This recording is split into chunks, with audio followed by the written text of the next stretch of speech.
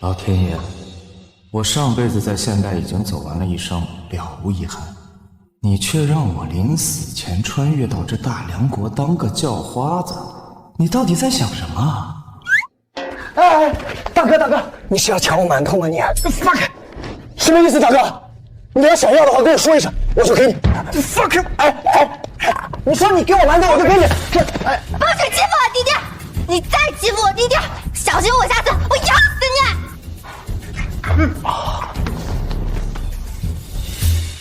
弟弟，不用你管。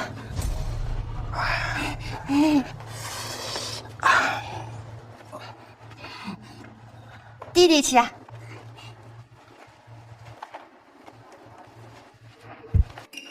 1年了，我走哪儿你跟哪儿，我甩了你18次，你找到我18次，你他妈闯哪行了你？我要跟弟弟永远在一起，我们永远不分开。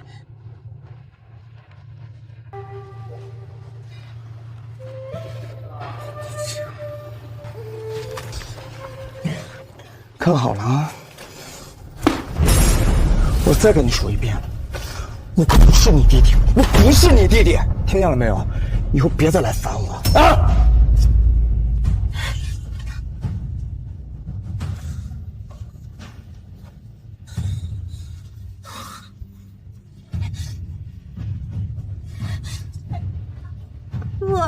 你是我弟弟，你就是。你有病吧？啊？你是不是有病？看好了啊！以后咱俩就像这馒头，一人一半，各奔东西，别他妈再来烦我！我不要馒头，我要弟弟，我要弟弟，我要我弟弟啊！我要弟弟。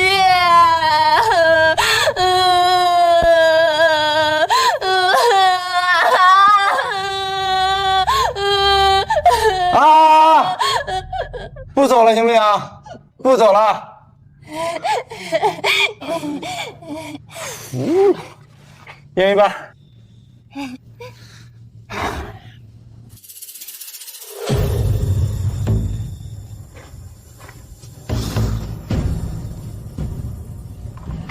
哎，哥几个，想活命，跟我们去矿场挖矿去。都快1年了，还没有落水的消息吗？启禀陛下，属下已寻遍大梁9州，都没有三公主的消息。臣以为，住口！母皇息怒，陛下息怒。当初小四和若雪偷溜出皇宫玩耍，岂料小四落水身亡。若雪不愿接受这个事实，几次三番偷溜出皇宫寻找小四。你们说，她一个痴儿行走在这皇宫之外，得吃多少苦啊！陛下，臣这就去寻找一遍。母皇，3位他吉人自有天相，一定会回来的。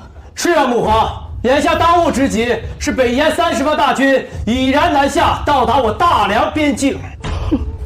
北燕数次扰我边疆，当真欺我大梁不敢一战吗？陛下，如今多事之秋，老臣斗胆进谏，还想提醒陛下您考虑一下储君之事。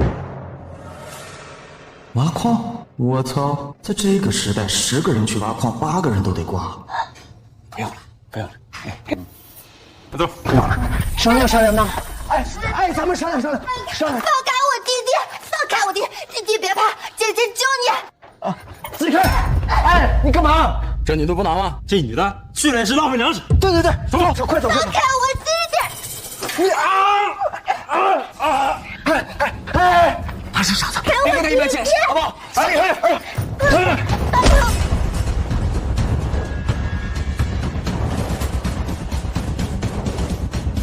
傻子！傻子！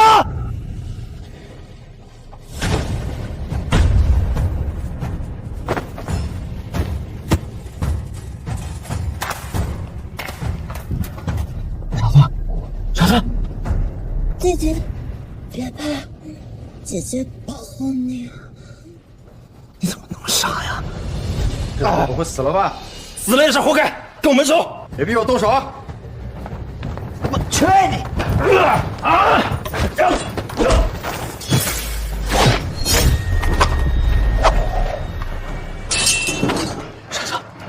傻子，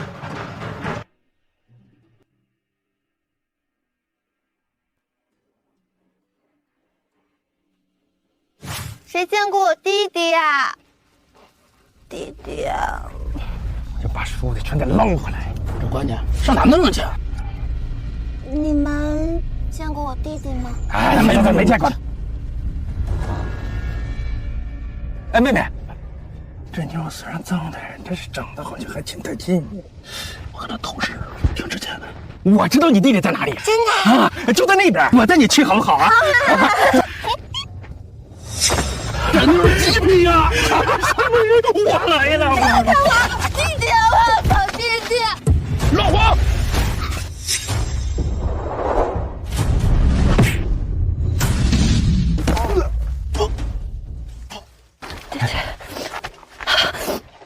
哎，别怕，我是来救你的。弟弟啊！弟弟！来，张嘴。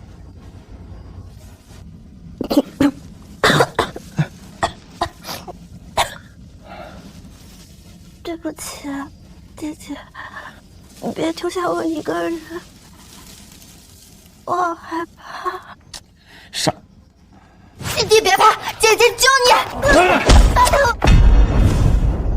姐姐，我以后不会走了。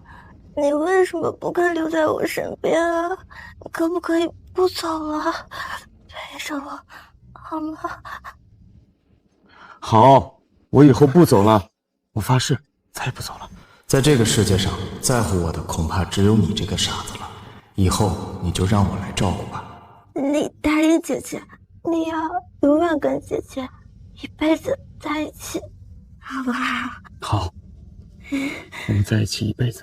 好了，老王，弟弟，我想睡觉。坏了，这是重创之后发烧，得吃药才行，不然有性命之忧。哎，不许睡啊，不许睡！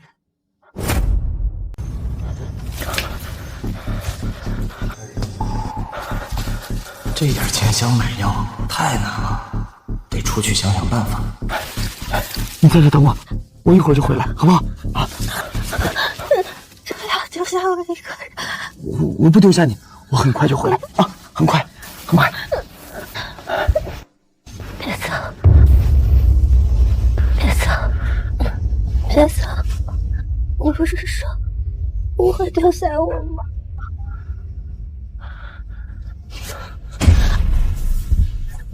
为什么你还是要丢下我？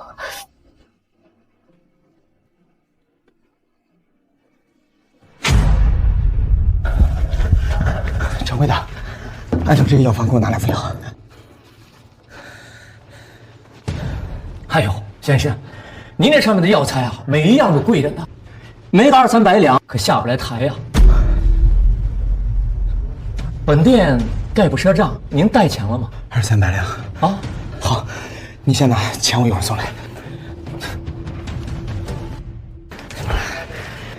钱！各位，又到了1年1度的国子监出题日，答对1道题者赏银100两，并且可以获得国子监入学的考试资格；答对2道题者获得赏银200两，还可以不用考试，直接成为国子监的学生。敢问王博士，若能答对3题呢？3道题。能答对1道题者都寥寥无几，能答对3道题者还没有出现。拜见祭酒大人。凡是能连续答对3题者，赏金100两，而且本祭酒会向陛下举荐，推他入朝为官。哇，有钱赚了！我的女儿，你到底跑哪儿去了？你失踪不说，还总虎视眈眈。你的2个同父异母的哥哥也已经羽翼丰满，觊觎皇位，大臣们又各怀鬼胎。你要是再不出现，娘亲真的要顶不住了。陛下，慌慌张张，成何体统？陛下，微臣找到三公主了。她在哪儿？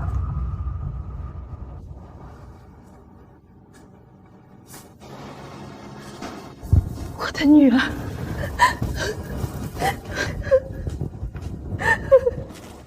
我的女儿，这1年你都跑哪儿去了？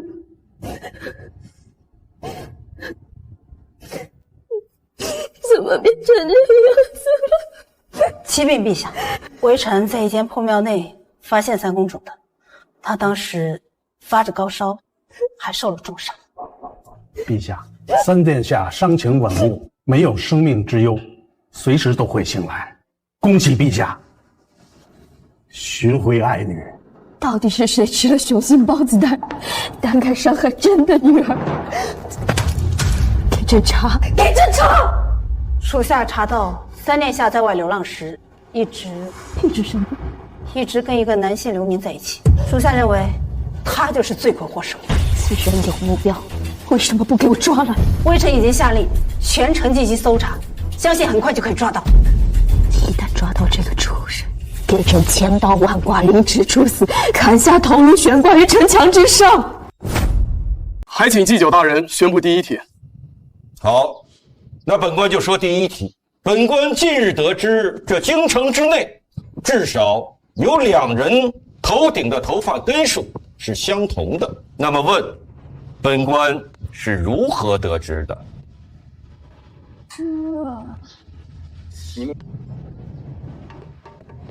诸位有1炷香的思考时间。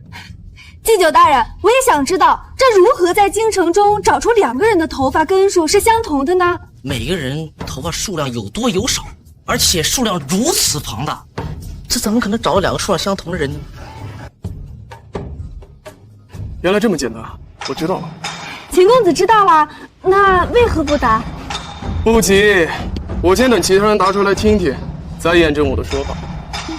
哦，我知道了，一定是祭酒大人啊，找了一堆人，一个个数过之后，从而得知的。找了一堆人，一根根的数，你以为本官很闲吗？莫非是找了同年同月同日生的双胞胎兄弟？不可能，就算是双胞胎，那也不是数量相同啊。秦公子，看来只能等你作答了。我正有此意。我知道，我知道，我知道。哪来的叫花子？这里是什么地方？你区一个小叫花子，还想来答题？赶紧滚蛋！这有规定叫花子不许答题的吗？那倒没有。这小叫花子还挺自信。秦公子，你不怕他抢了你的风头？笑话，一个叫花子如何答得出来？反正还有些时间，让他闹点笑话。这答案很简单，想找到2个头发相同的人，那你们可以去流民街看看，那里的流民头生虱子，苦不堪言，所以他们的头发剃得越短越好，所以很多人是光头。想找2个头发数量相同的人，很简单。哦，原来如此，是光头啊！对呀，只有光头的数量才是相同的。原来是这样，秦公子是否跟你的答案一样？被他抢先一步，不过没关系，还有2题。你答对了，赏。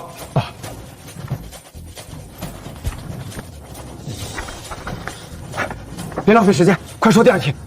只有答完第2道题，我才有足够的钱转悠。你想答第2道题，你知不知道有个规定？什么规矩？答对题的人想答下一道题，答对了赏银翻倍，答错了知信的赏银可要全部收回啊！小叫花子，赚钱不易，我劝你得了赏钱去置办点衣物，吃顿饱饭吧。无需你操心，请出题。你良言难劝，该死鬼！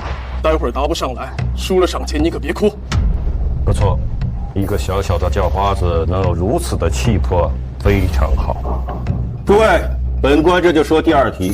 临潼县有一位有钱的李员外，膝下有2子，大郎和二郎，兄弟2人皆善骑术，大郎的马名为踏雪，二郎的马名为追月，都是以速度见长的良驹。时过境迁，李员外年事已高，为了确定继承人，便将兄弟二人带到赛马场。大郎、二郎，你们骑着马围着马场跑一圈，谁的马先跑完为输，谁的马后跑完为赢。赢的继承家产，输的分家而出。跑得快的还输，这难道是要比谁跑得慢吗？那这怎么赢呢？比赛开始后，兄弟二人驾驭着自己的坐骑，原地踏步，不舍得往前挪一寸，生怕输于对方。就这样过了一个上午，兄弟二人还在原地踏步。这别说半天了，这就算给他们一辈子，估计也分不出先后啊。那么问题来了，在如此的情况之下，用什么办法能让兄弟二人快速的决出胜负？请诸位仔细思考作答。秦公子，你可有想法？这似乎有点难，让我斟酌一把。简单，我知道。简单，我知道。你确定？我确定。哎，年轻人，我可提醒你，你要想好了再答。若是你答错了，上一题的赏金，本官可是要收回的。祭酒大人，他不知天高地厚，就让他答吗？我也很想知道，到底如何才能分出输赢？这大郎、二郎两个人想分出输赢很简单，大郎骑的是踏雪，二郎骑的是追月。想要分出输赢，只需要让他们交换坐骑，让大郎骑二郎的追月，让二郎骑大郎的踏雪，那胜负就可以分出来了。原来是这样。年轻人，你很不错，你又答对了。怎么就答对了？不就换了匹马吗？我知道答案了，秦公子。规矩是谁的马先到了终点，谁输。当两个人换了马之后，一定会以最快的速度冲向终点的。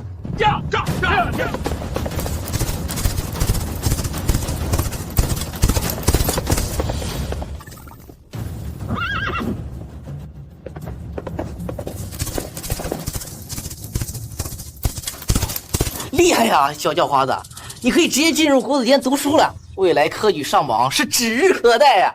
厉害，厉害呀！赏。年轻人啊，你获得了国子监的入学资格啊，真是天赐良机。哎，你别着急走啊，我不感兴趣。哎，这人，此子聪慧，思路清晰，若能受到父亲麾下，必有大用。我回来了，我买到药了。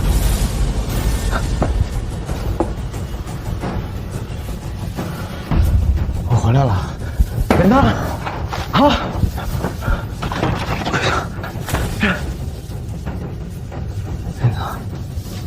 人呢？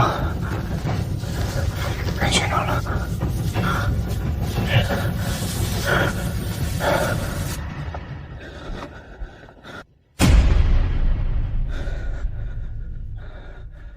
你出来啊！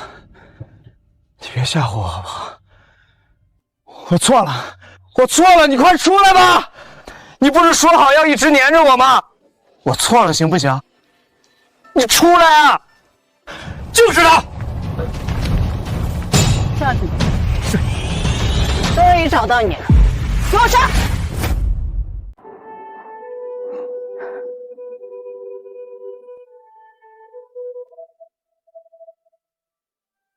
母皇，你已经几天几夜没合眼了，您还是回去歇息一下吧。这里有太医和宫女守着，您要是不放心，由我和二弟亲自守着三妹。是啊，母皇，龙体要紧，您还有诸多谷物要处理，这万一要是倒下了，那该如何是好啊？朕已经失去落雪整整1年，我是片刻也不想跟他分开。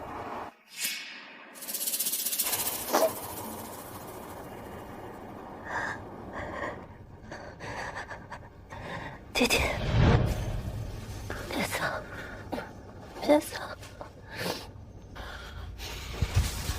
不要走！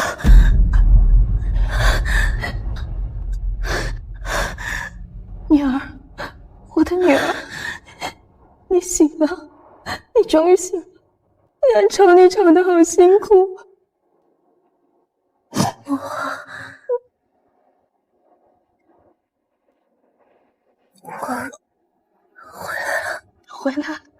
回来了，你不要再逃走了好吗？你找不到小四，他不在外面。太好了，三妹终于醒了。是啊，老天保佑啊！我再也不逃了。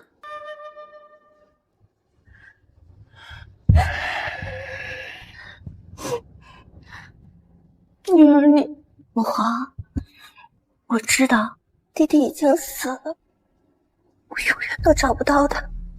你的头脑，我的头脑很清楚，发生的一切的事情我也都记得。母皇，我不傻了。你好了，你终于好了，终于好了。苏建、苏超，你把二人送去昭告天下，朕的女儿回来了。朕今日要册封苏若雪上帝，为我大梁储君。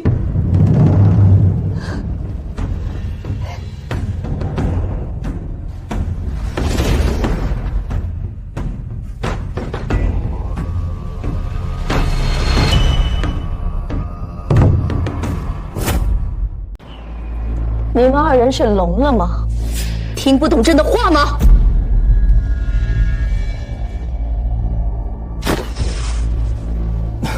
是，母皇。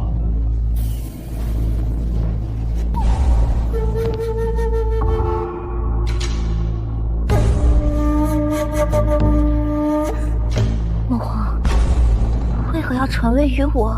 不传位给你，难道传位给苏建、苏超吗？你才是朕的亲生女儿啊！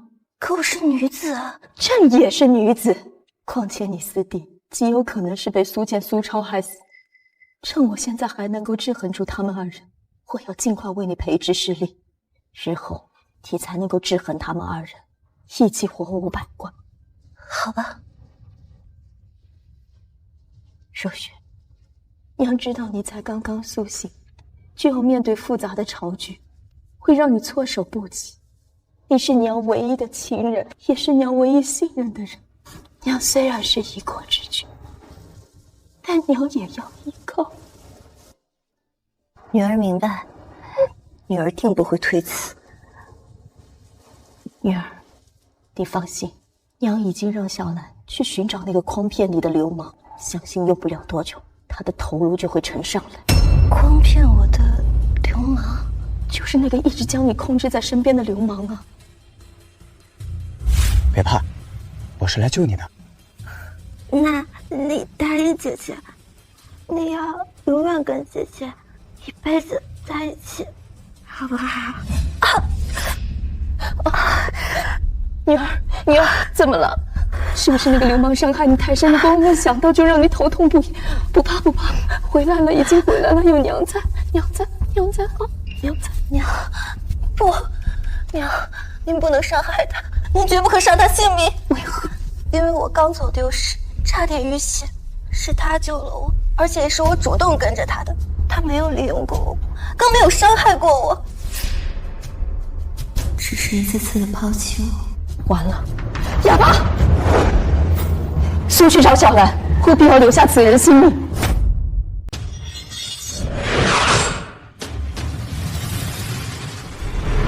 慢！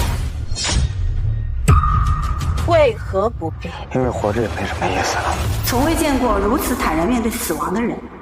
一个普通流民会有这样的心智？你就不想知道为何要杀你？没兴趣知道，赶紧动手。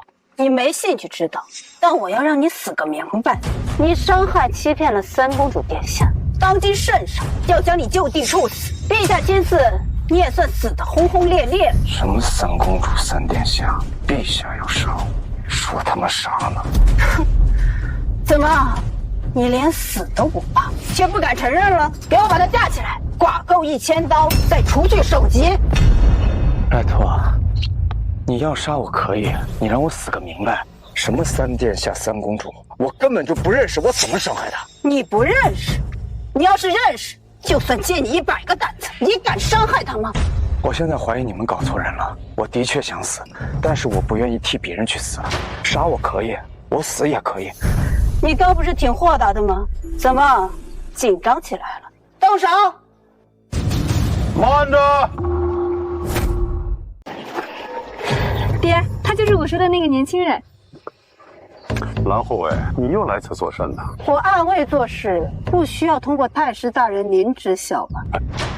你们暗卫做事确实不用通过本官，但是本官看到这种事儿又不得不管，他只是一介流民，你们为何要动用私刑？我若是告诉你这是陛下的旨意，您该当如何？他到底做了什么？居然是陛下来动他！哎呀，若是陛下的旨意，你有什么依据啊？他有何罪之有呢？陛下说他有罪，他便是有罪。那就没办法了，抱歉，小乞丐，我救不了你了。心意我领了，反正我也活够了。走吧，爹。加工我，留他一面。看样子我死不了了。把他带走。走吧。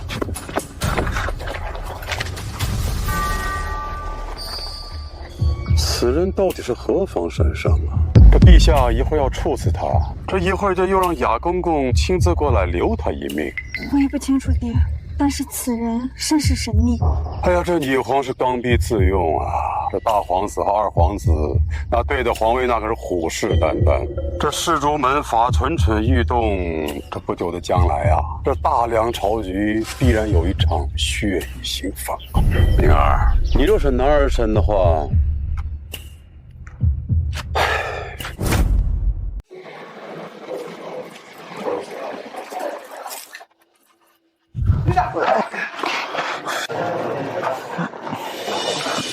一顶起来。这，一人一个，一人一个。怎么了？来，喝水。坐，好了吗？哎，这不能这么吃，这么吃。果然，有些东西要失去之后才会想着珍惜嘛。对不起。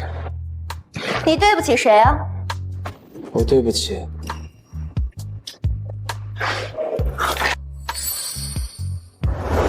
傻子，还是大哥厉害呀！我又输了。我再厉害，也抵不过我们那流浪1年的三妹。她不一样，她毕竟是母皇的亲生女儿，咱俩算了吧。都怪父皇无能，非要让一个女人当政。现在倒好，他死之后，一个女人大摇大摆地当起了皇帝。大哥，这话可不能乱说呀！怎么，这里还有外人？还是说二弟要去告发我呀？就算没有外人，这话也不能乱说。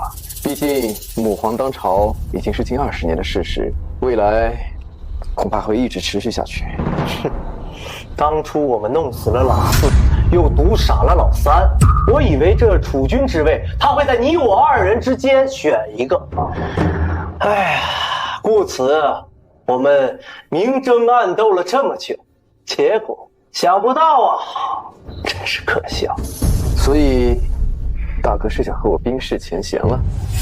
不但要冰释前嫌，还要同仇敌忾。敌在何处？这还用我说吗？傻子，你没死，你还活着。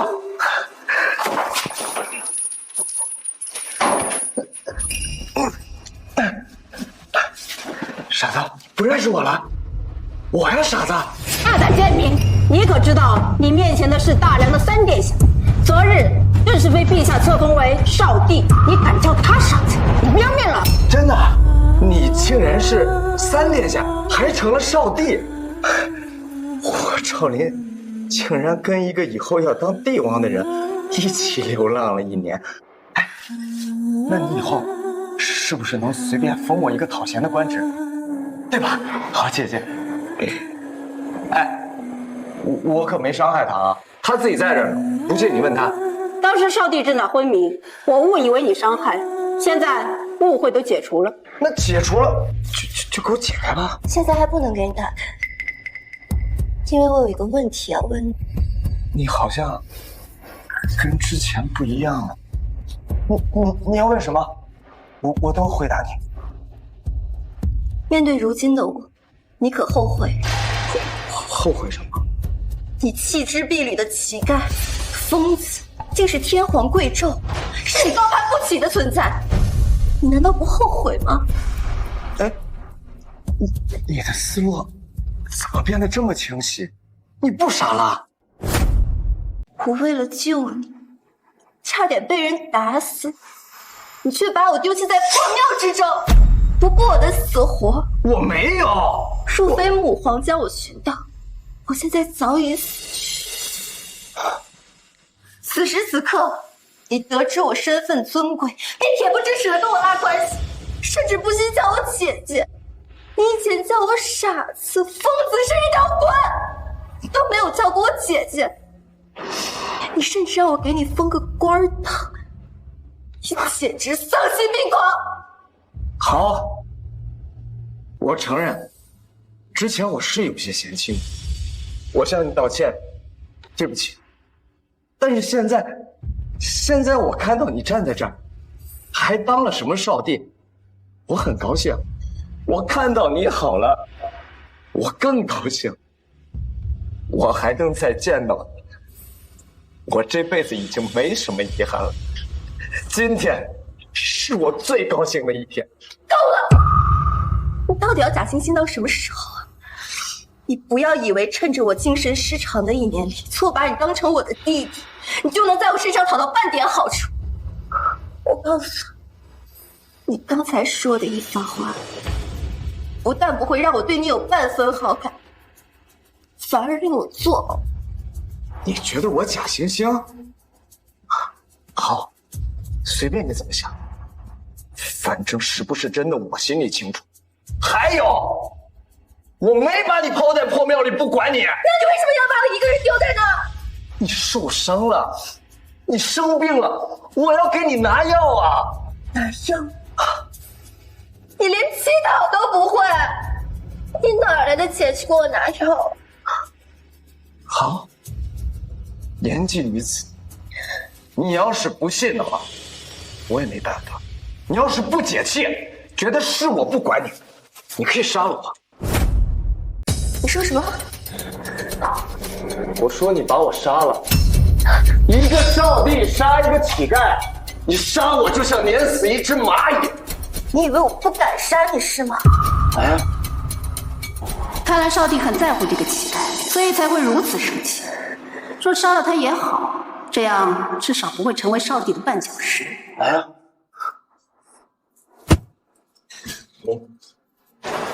记住，你以后是要当帝王的人，你要杀各种各样的人，不同的人。你现在连我都不敢杀，你以后怎么当帝王？这样，你先拿我练练手，杀吧，杀吧！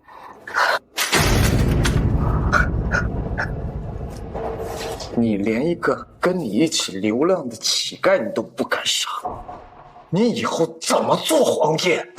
啊！一个乞丐有什么资格对我说教？说教？你觉得我是在对你说教吗？我是在关心你，傻子！我也是刚刚才发现，你是这个世界上我最在乎。事到如今，你不要妄想博得我的同情，我不会上当的。殿下英明，这个家伙不过看了您现在的身份，想说些好听的，讨您欢心吧。难道你就看不出来我关心你？哎，你要是对他足够忠诚，那你就知道，他现在身上还担不起大梁这杆大旗。陛下还在，少帝成长起来不过需要一点时间罢了。时间？问题是现在又有多少时间了？这乞丐的心智果然非常人所及。这样，你如果不杀我，那就让我不在你的身边，我为你披荆斩棘，扫除障碍，助你登上巅峰，万人敬仰。够了！如今这世道，你只能靠鸡鸣狗盗、沿街乞讨为生。你连独善都做不到，还敢放下豪言说助我登上巅峰？你醒醒吧！我告诉你，在这个世界上，只要我想，就没有我做不到的事。那就让我期待一下，期待你说你能做到，但我不会给你半点台阶。你想走到我身边，每一步都要靠你自己走。好，那你等着我，我很快就会到你身边。很快？很快是有多快？10年、20年，还是一辈子？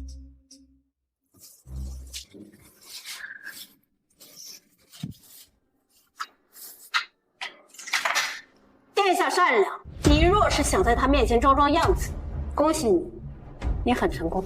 所以你也觉得我在信口雌黄？难道不是吗？好，等着瞧。好，我等着。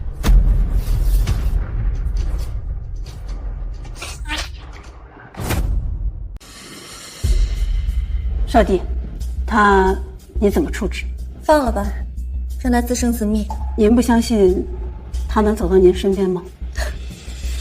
一个乞丐，想一步步走到我面前，可能吗？我知道了。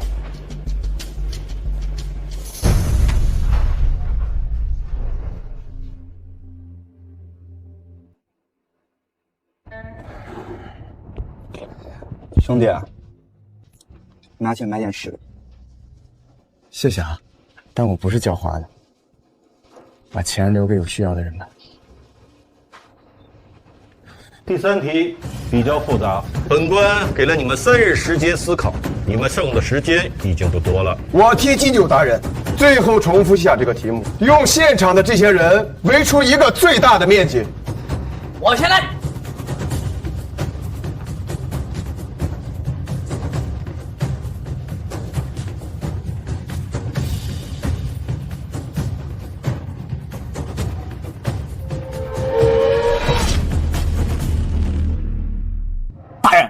依我所见啊，无论怎么算，只有正方形才是最优解的，而他们所有人所围出来的面积呢，则是最大的空间。祭酒大人，可对否？错啊！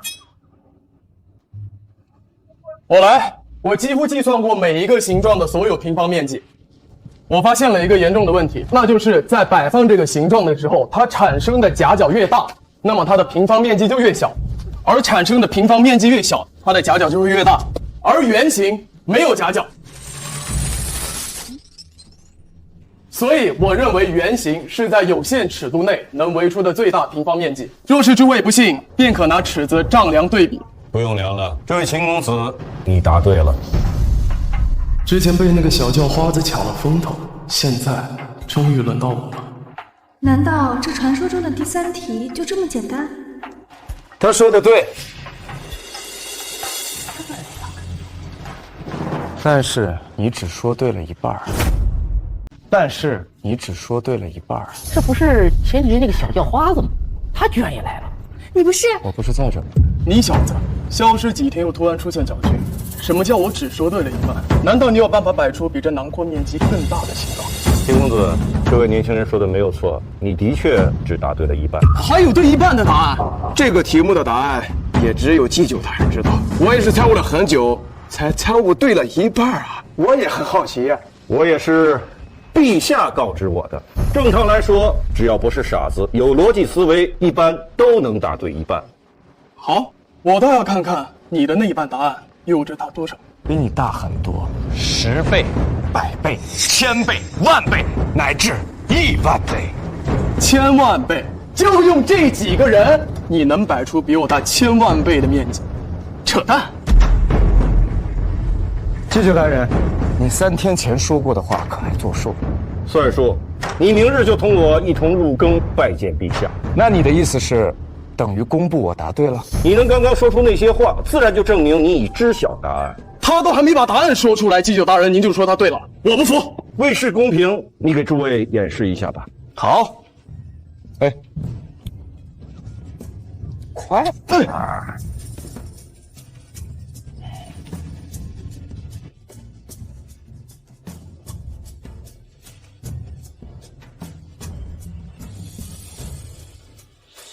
我好了。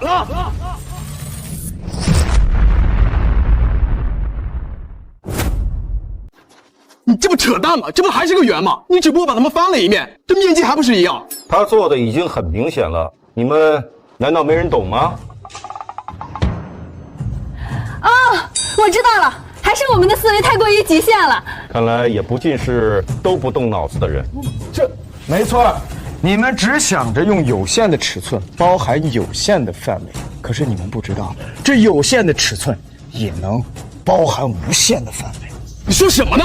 连半句都听不懂，能不能说人话？那我给你解释解释，就是你们的思维啊都被锁住了，需要扭转一下。怎么逆转？那比如说，我现在不在圈内，而是在圈外，这样你们就没包住我，而是包裹外面的世界。那你这不还是在圈里面？那怎么又到圈？秦公子，你听我说。若以整个国子监为中心，那这个圈就会包裹住整个国子监；若以整个大梁为中心，那它这个圈就会包裹住整个大梁；若以宇宙洪荒为中心，宇宙洪荒无限大，人只要站在圈外，那么它包裹的尺寸就是无限大。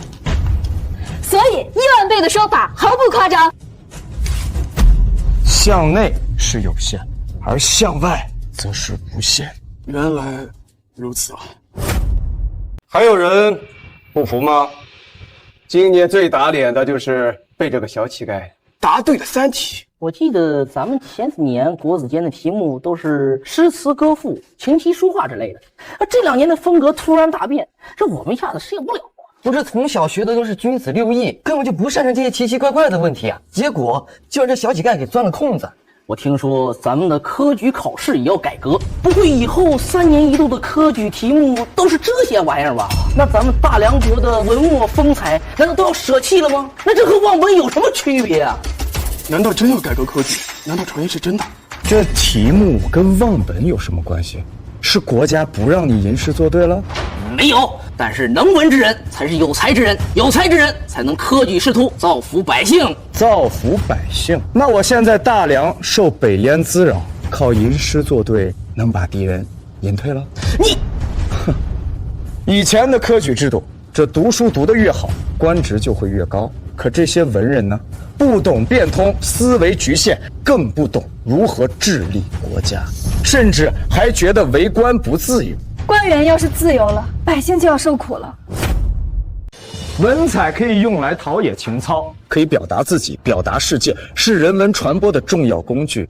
但文采并不是一个人能力的全部体现，更不应该作为选官的重要标准。好，说得很好。这些话我一直都不敢说，没想到这个年轻人竟然如此有魄力，当真是初生牛犊不怕虎啊！这一句话可把天下的文人都给得罪了。好，说得好。好个屁！难道就要凭你的一句话推翻大梁千百年来所有从政者的真心付出吗？大梁现在固然发展得很好，但是还可以更好。是安于现状，还是寻求突破？你选。此人必会一飞冲天，只是锋芒太露，容易得罪人。目中无人，果真是目中无人。庶子放肆，国子监前夸夸其谈，不知天高地厚，嘴上说话没个把门的吗？就是一个小乞丐，不要以为对了几道脑筋题就可以在这大放厥词。大人，我就将此人逐出去算了。就算文采不是选定官人的最优解，我也认了。但如此狂妄之徒，就算是聪慧过人，也不配为官。年轻人，本官劝你自省，给在座的诸位道个歉。如果你听不出来我是为你好，那证明你也就如此了。道歉？给他们做你的狗屁梦，做你的狗屁梦！你公子，我劝你莫要跟祭酒这么讲话。目中无人，狂妄，居然连祭酒大人的话都敢顶。大人，此人虽然连对3题，那若是入朝为官，如此目中无人，岂可了得呀？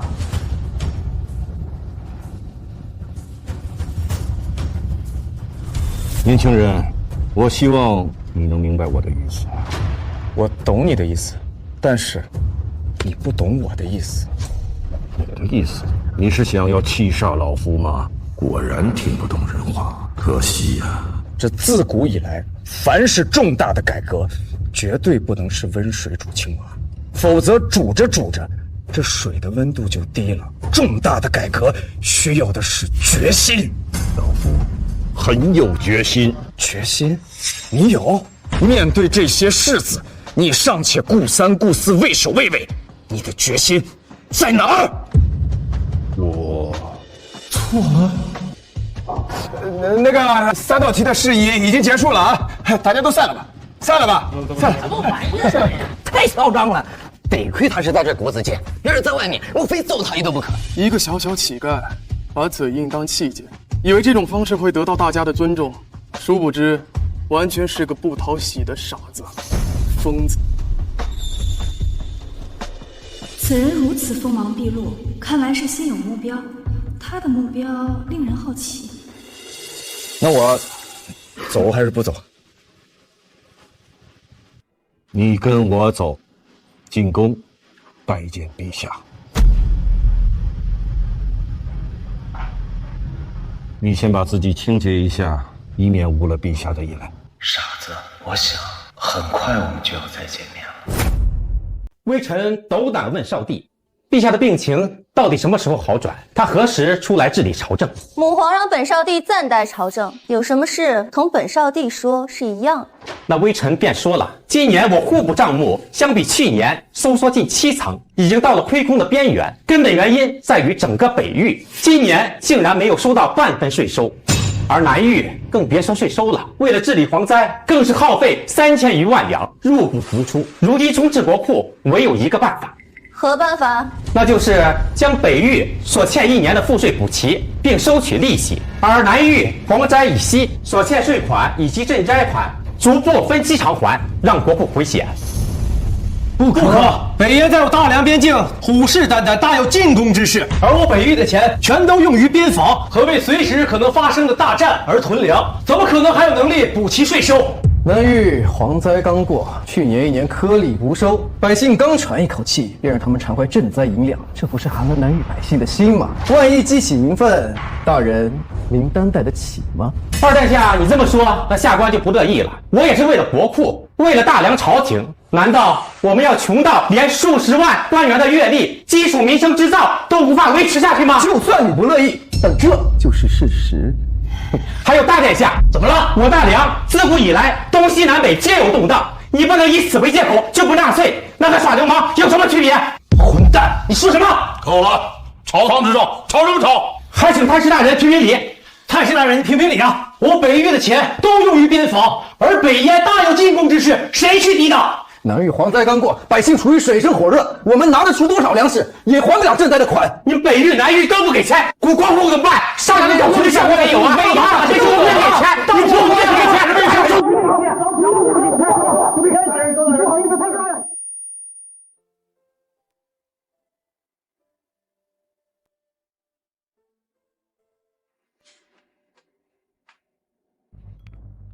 第一次上朝，感觉怎么样？难，觉得难就对了，这就是帝王的生活。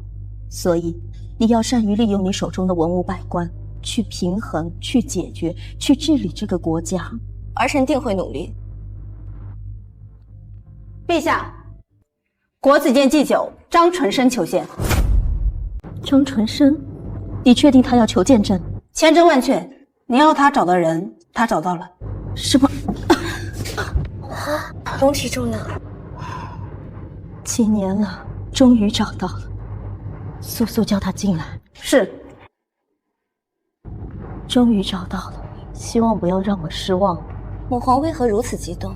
这都是因为你呀，因为我。娘亲年轻的时候忙于斗争，耗费太多心血，这才积成内疾。母皇当然不希望你再走我的老路。所以您才……所以我一直暗暗寻找人才，一个能成为你大辅的人才。可惜我大梁科举制度过于迂腐，一时间又难以扭转，我便暗暗让张纯生根据我的要求去寻找心仪的人才来辅佐你。对不起，母皇，都是儿臣无能，才让您这么操心。傻孩子，我是你娘亲，为你做什么都是应该的。臣参见陛下，参见少帝。祭酒大人免礼，人呢？带来了吗？回陛下，在殿外候着。你且先说说他的情况，身家背景可曾了解清楚？陛下放心，此人出身微末，且无半点背景，原是那北方逃难难民的遗孤，在外流浪多年。流浪？这么说是个乞丐？乞丐，乞丐，但我不会给你半点台阶。你想走到我身边，每一步都要靠你自己走。好，那你等着我，我很快就会到你身边。不可能，怎么可能是他？婉儿，怎么了？没事，母皇，只是儿臣前段时间也在外流浪，所以对乞丐二字有些感慨。陛下，此人的确是乞丐，所以没有让他直接入殿，让他在外面候着。若是陛下嫌弃，我可以让他走，以免误了陛下的眼。容朕思索片刻。是，陛下。婉儿，你觉得乞丐当中会有盖世人才吗？若是盖世人才，又岂会是一个小小的乞丐？那就……当然是也不能把话说死，只能说，也许吧。我本来底线至少是个寒门出身，没想到竟然是个乞丐。若我直接提拔，以他的身份，必然会使我都遭受诟病。但若我因他是乞丐便拒之门外，恐怕会让曾经流浪过的若雪不好受。还是见见再说吧。他当真连续回答对了朕的3个问题，千真万确。那就先叫进来吧。是。陛下有旨，进来吧。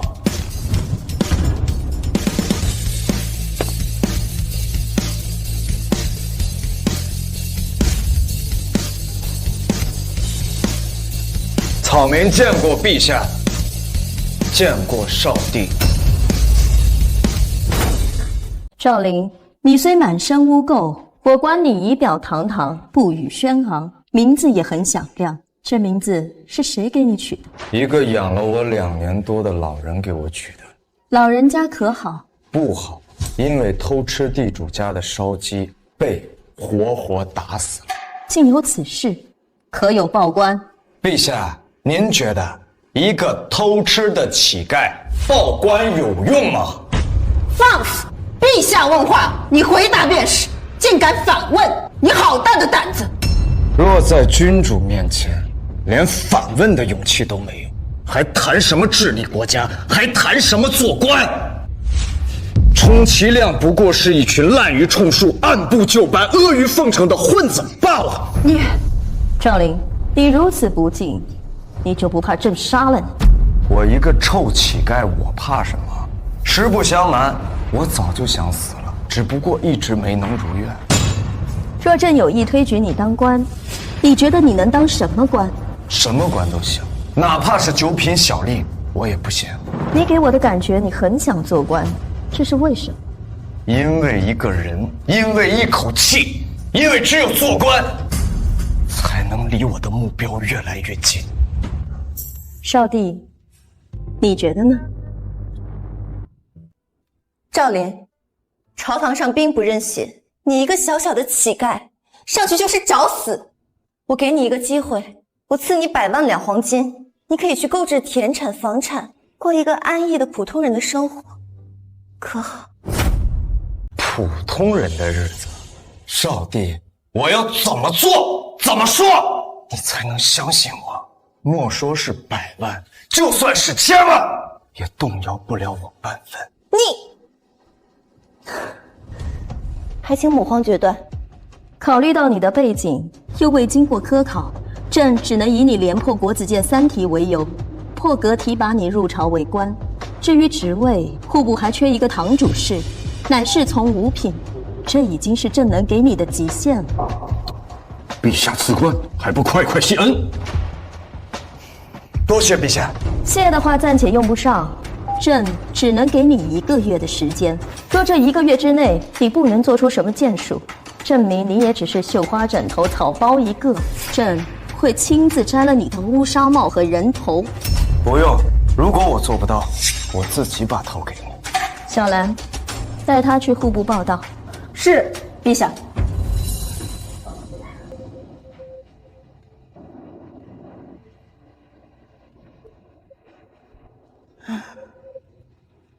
母皇为何而叹？我一方面希望他有能力做你的大辅之才，另一方面，我又希望他平庸。为何？他若平庸，1个月之后，我便可以将他逐出朝廷，他继续做他的乞丐便可。但若他真的有超世之才，待他替你扫清一切障碍之后，你必须得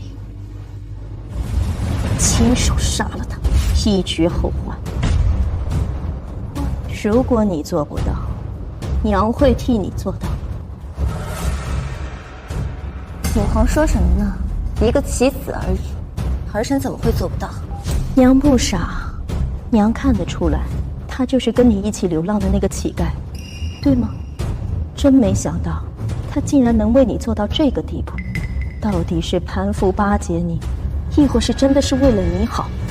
很快便能知晓。祭酒大人，祭酒大人，感谢您的推荐。我也不是没有目的的。陛下把改革科举之策交由我负责，我需要一个强大的帮手助。你的官职虽然还可以，但是想要帮到我，还远远不够。祭酒大人放心，我很快就能帮到你。你有信心非常好，那我就预祝你早日高飞。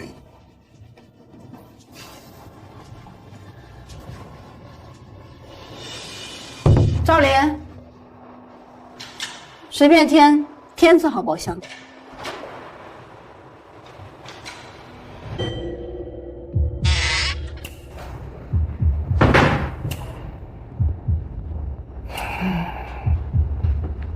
能做吗？见到本宫，为何不失礼？至于这么简单吗？赵琳，你到底想怎么样？什么怎么样？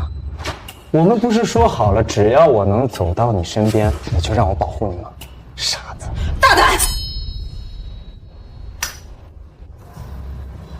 再叫我傻子，我杀了你！你到底是怎么蒙骗过关，得到张继久的推荐的？你想纠缠我到什么时候？你就不能放过我？你不觉得我们已经不是一个世界的人了吗？如果你做不到，娘会替你做到。我们不是一个世界的人了吗？哎，我们头顶着同一片天，脚踩着同一片地，怎么就不是一个世界的人了？哎，这曾几何时啊，我们还在这10变天的后厨里面偷别人剩下的东西吃，但没想到今天在这最大的包间用膳。嘿，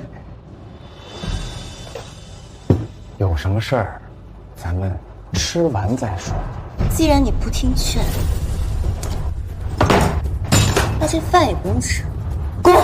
哎，秦公子，天字号包厢已经有人了，你不能强闯啊！让他们换一桌，本公子今日就要天字号。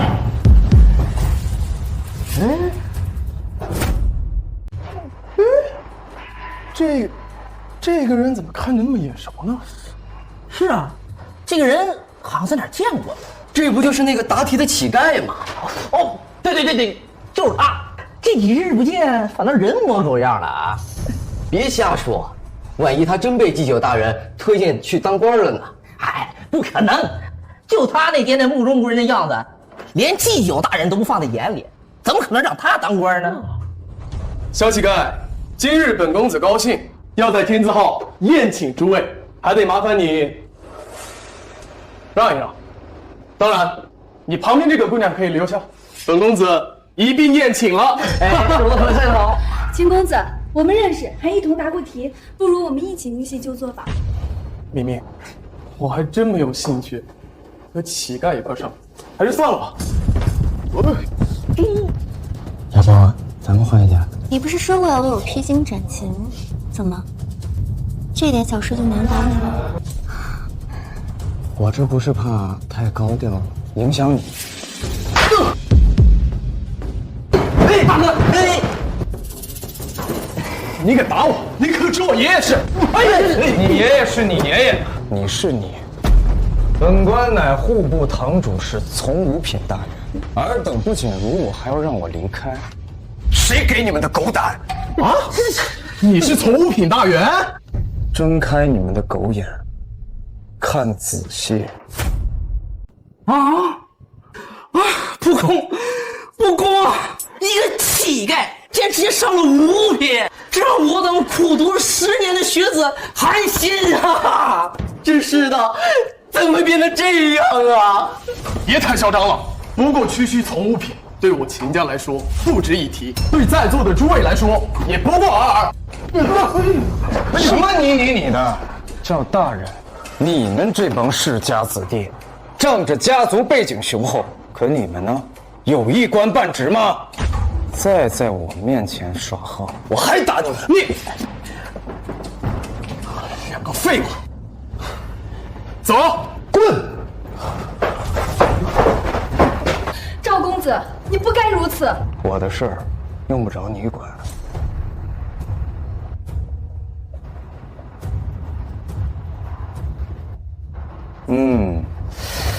这用官职装逼是挺爽的。是爽，但今日你可把京城一半的世家都得罪光了，你不怕吗？怕，我就不会这么做了。希望你在朝堂上也像今日这般硬气。吃一口。没胃口。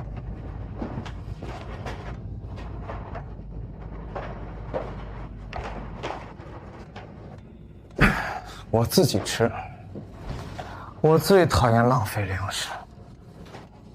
参见少帝。平身。少帝殿下，充盈国事一事，您可有决断？北域抵御外敌，本少帝可以免除你的罚息，但是所欠的税款还需补上。大哥觉得如何？少帝殿下，您说笑了，单单免除罚息怎么能够？我北域的钱都用在边防之上，哪还有钱强行交税呀？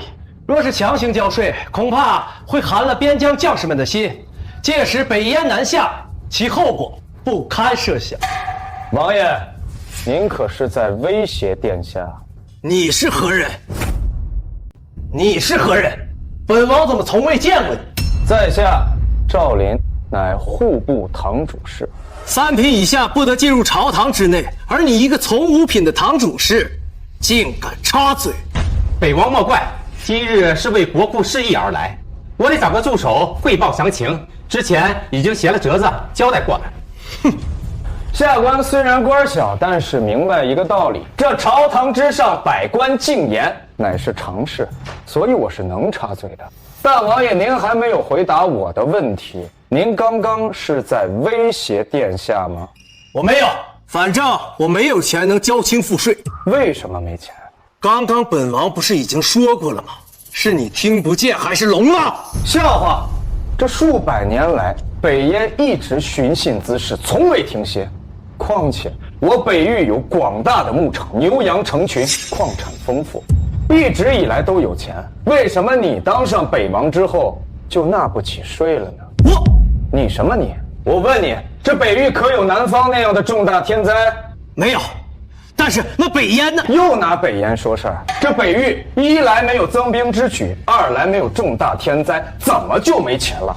还是说这钱被你咪下干了点别的事儿？住口！休要胡说八道！这陛下不在，如今朝堂之上，少帝最大，他都没让我住口，你又算老几？还有，你还是没回答问题，钱呢？钱去哪儿了？这哪儿来的小官，这么勇？此人原本只是区区乞丐，这没想到竟然通过回答国子监3道题而翻身，并且迅速抓住机会上朝展现自己。这未来若不会才子，恐怕没人压得住啊！你是不是认为我真的不敢把你？大哥莫急，少帝还在呢。大哥，本少帝觉得赵大人说的就是我心中所疑虑的。钱为什么没有了？充粮招兵，朝廷会拨款，你记录在册即可。但纳税是国之根本，怎可说坏就坏啊？可是什么？在这朝廷之上，我叫你一声大哥，是尊重你。退款之事，我立刻筹备，但最多一半，已经是极限了。一半可以，那其余的一半，本少帝限你3个月期限，补齐。多谢少帝谅解。这小子厉害呀，不愧是陛下钦点的堂主事，竟真能虎口拔牙。至于南下，殿下，南域灾情刚过，百姓还没来得及喘一口气，便让他们偿还欠款。南域不是不还，属实是没有钱呀，还望殿下三思。二哥莫急呀，本少帝知道南域不易，那所欠的欠款可以暂缓。大哥啊，大哥，你就应该先发制人，这样三妹就没机会要钱了。不过嘛，这个南域赈灾所用数额巨大，其账目本少帝需要仔细核对，也是方便我了解南域的灾情。那这件事就交给赵林主事去做吧。赵林，你能否辅助我二哥整理账目？回殿下，微臣能。回殿下，微臣能。如此甚好。二弟呀，二弟，看来咱们三妹也没打算放过你呀。殿下，这恐怕……这什么？二哥难道是有什么不能让本少帝知道的吗？没有，只是什么？苏若雪这一手打得我措手不及，我根本没时间做一个非常完美的账目。若一查，必有漏洞，到时候若被揭露，即便是我，也会被问重罪。难道真到那个时候了吗？二哥倒是说呀。只是南方大灾，但是南王爷可以先偿还朝廷1半银两，剩下的1半等到明年再还。只不过最近因为筹集银两，无暇顾及账目，可以等过几天我再去问王爷索要账目。是这样吗，二哥？是，确实如此。好，那本少帝便给你7日的时间去筹备，筹备过后交由户部，然后再由赵林主事整理账目。是，殿下。若南北各收回1半，那我户部便能松一口气。但离充盈还相差甚远，但仍有误国纲之危啊。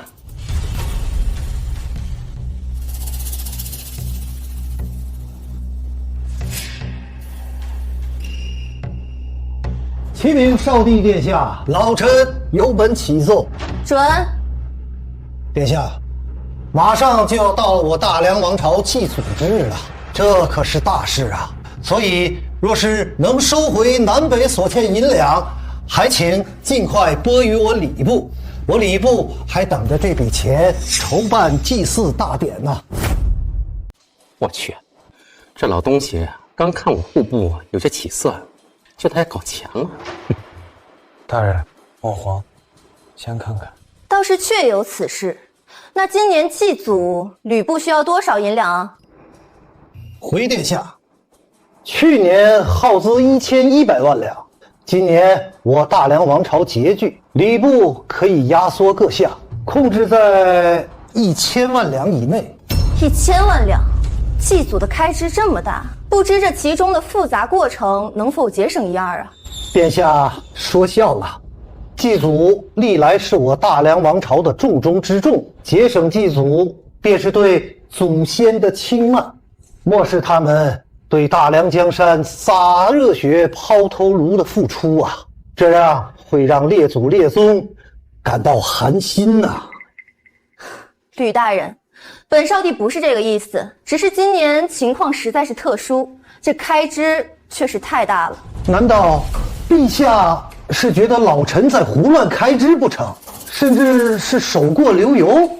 老臣敢清晰所有账目，精确到每一个铜板的去向，还请百官同僚监督老臣，若有半分不对，我愿以老命相抵。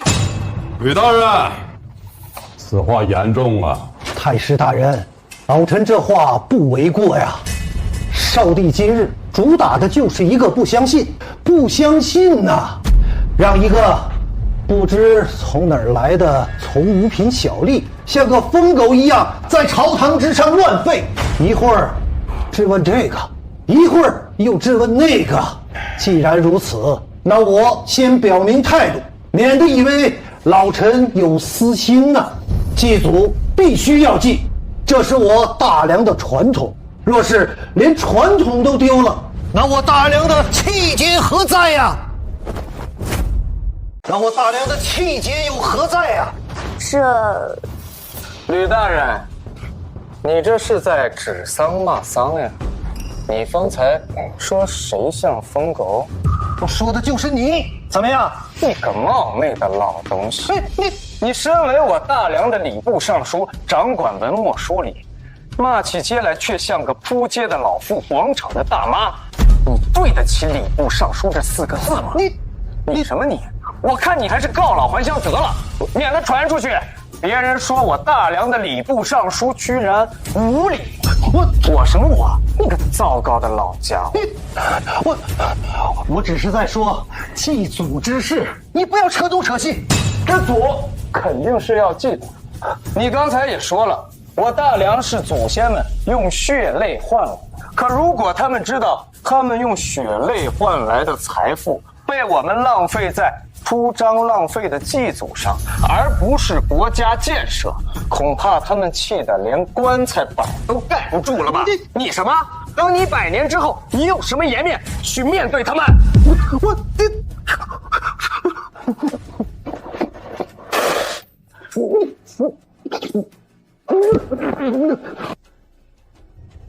糟糕的尚书大人，你怎么了？吕大人，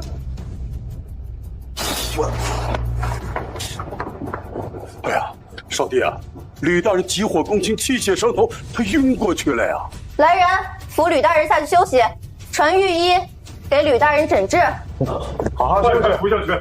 既然吕大人身体抱恙，那祭祖仪式，赵大人觉得应该如何？依臣之见，祭祖当日应当举行庙会，唱唱歌，跳跳舞，该吃吃，该喝喝。但是到子午时分，中山寺99次鸣钟，而钟响之时，全城的百姓寂静默声即可。岂有此理！祭祖变成了开庙会，这两者岂能混为一谈？老夫倒觉得钟声一响就默哀倒是个好主意。中国的祭祖呀，是肃穆之事儿，当日应该庄严一些。不过这庙会嘛，少帝啊，老夫就觉得罢了吧。太师大人，敢问您若在100年之后，您希望您的后辈们如何呀？当然，我也希望看到我的后人开心、快乐、幸福。您是这么想的，我相信我大梁的先祖们也是这么想的。他何尝又不想看到百姓安居乐业、健康快乐呢？此话说的倒是有道理。既然如此，那老夫就暂时赞同赵主事的观点吧。办庙会根本没多少开销，18000就能搞定。在当下国库收紧的情况下，我户部强烈赞同。我也赞同。好，那便如此决定了。岂有此理！今天哪儿来的疯狗，在朝堂之上一顿乱咬，害得我等各损失了上千万两。据说好像是个乞丐，在国子监答题的时候脱颖而出，被举荐入关。什么？乞丐？竟然是个乞丐，直接入朝为官？他必须给我死！他说不可，他刚与我们有矛盾便死，这不是直接让人怀疑到我们头上了？怕什么？兵来将挡，水来土掩。况且他若现在不死，日后必定祸端不断。二弟，这个道理你应该比大哥懂。若不是当初心软，只弄死了老四，而留了他一条性命，怎么会有今天这副局面？行，那就按大哥说的办。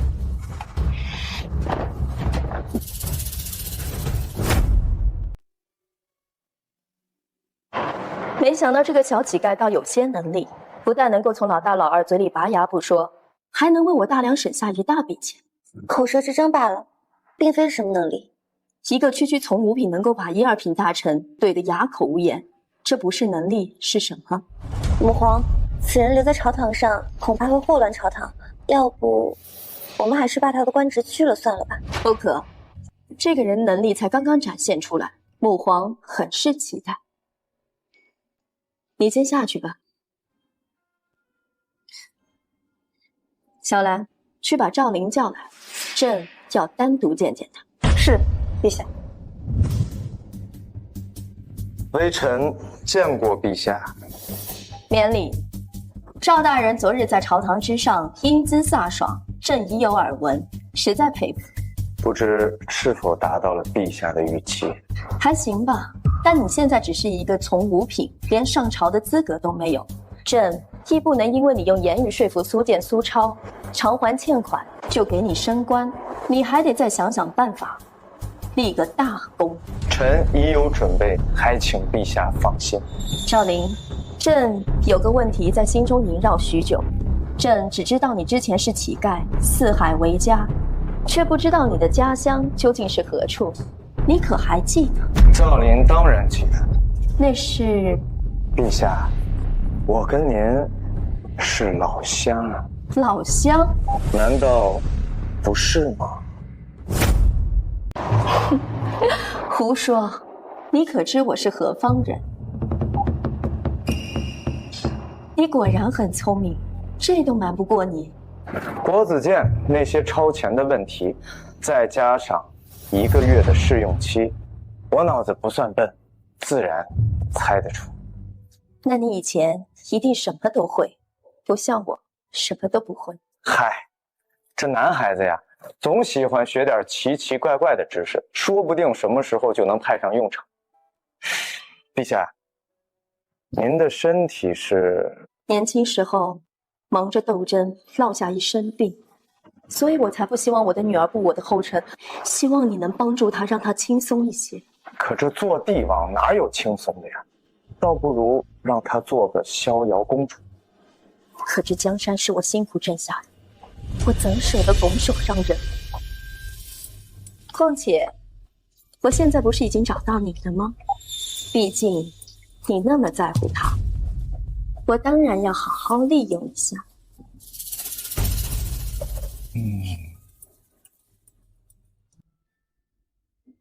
我娘和你说什么了？陛下跟我是老乡，然后我们就简单聊了几句。他跟娘是老乡，娘怎么没跟我提过呀？殿下，杨国言使已到，请他进来。是。言使？没有言使啊。请吧。真没有。拜见大梁少帝。请问使者，为何向我大梁出售的盐涨价了5成？少帝殿下，这物价水涨船高，大梁的粮食也涨了呀。胡说！我们是因为今年南方灾害减产，而我们的价格浮动也不过上下1成，你们居然涨价了5成，简直离谱！我们杨国今年也不易啊，所以还请少帝多谅解。若不行的话，那我们就不卖了。你不卖就不卖了，原来是盐是吧？我们不需要。你胡说什么？细盐我们还是很需要的，毕竟附近邻国只有杨国制造得出细盐。我们细盐供不应求，也就是大梁是我们杨国的友好邻邦，我们才优先供应给大梁。若是大梁有疑虑的话，那我们就卖给别人了。价格能不能再商量一下？那你们就卖给别人吧，慢走不送。哦，对了，另外，我大梁南下出现了蝗灾，原本是双方互相友好贸易，我才卖给你们粮食。但是现在我们要防着北燕来犯，所以这粮食我们也不卖了。你们要买的话，就去找别的国家吧。小兰，松口。什么？不好意思啊，使者，他只是一个小吏，不懂规矩，海王勿怪。若人人都像这小吏一般无礼，那大梁还谈什么礼仪之邦？这礼仪之邦面对的是有礼仪的人，而不是你这种敲竹杠的。告诉你不要让你胡说。这下好了，不得不打你世纪大板才能平息此事。小兰，拖出去，打。是。等等，你们看，这是什么？却如此精细，如细沙般的东西是？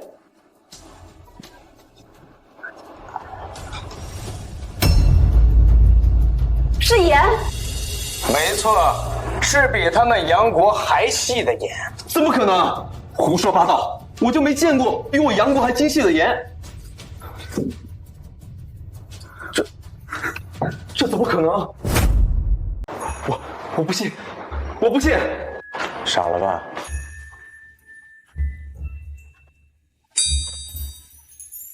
这是怎么回事？启禀殿下，下官不才，刚刚研制出了制作精细细盐的方法。现在我大梁不再需要向其他国家来买了。殿下，您看现在还要打我板子吗？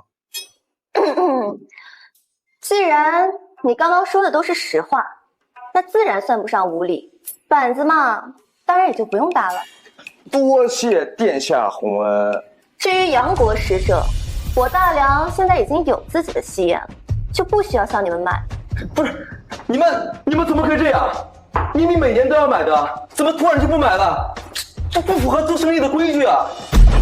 是我们一开始要与你们签订长期协议，你们不愿意，无非就是为了到时候等着涨幅价格。既然我们之间没有协议，那是我说取消便可以取消了。当然，粮食我们也不卖了。殿下，盐你可以不买，但粮食你不能不卖啊！我们杨国地小物稀，半数口粮都得靠大梁。你要是不卖粮了，我们梁国的子民怎么办呀？这卖还是要卖的，不过这价格嘛，就按之前价格的2倍。2倍？嫌少，那5倍。 2倍，没就2倍。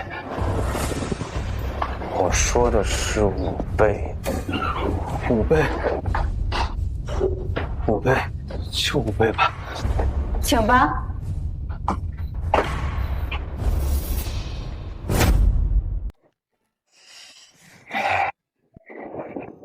怎么样？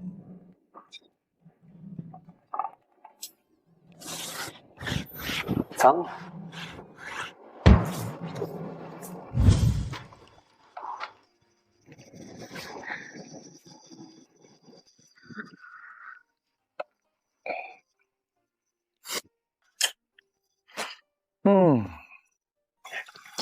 早晚有一天，我要把戏眼练出来。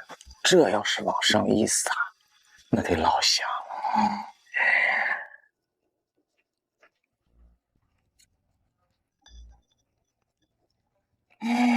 想吃？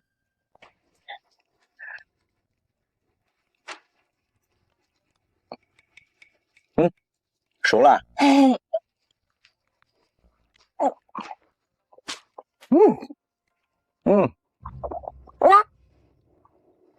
垃圾自己丢。好的，给弟弟。谢谢你哦。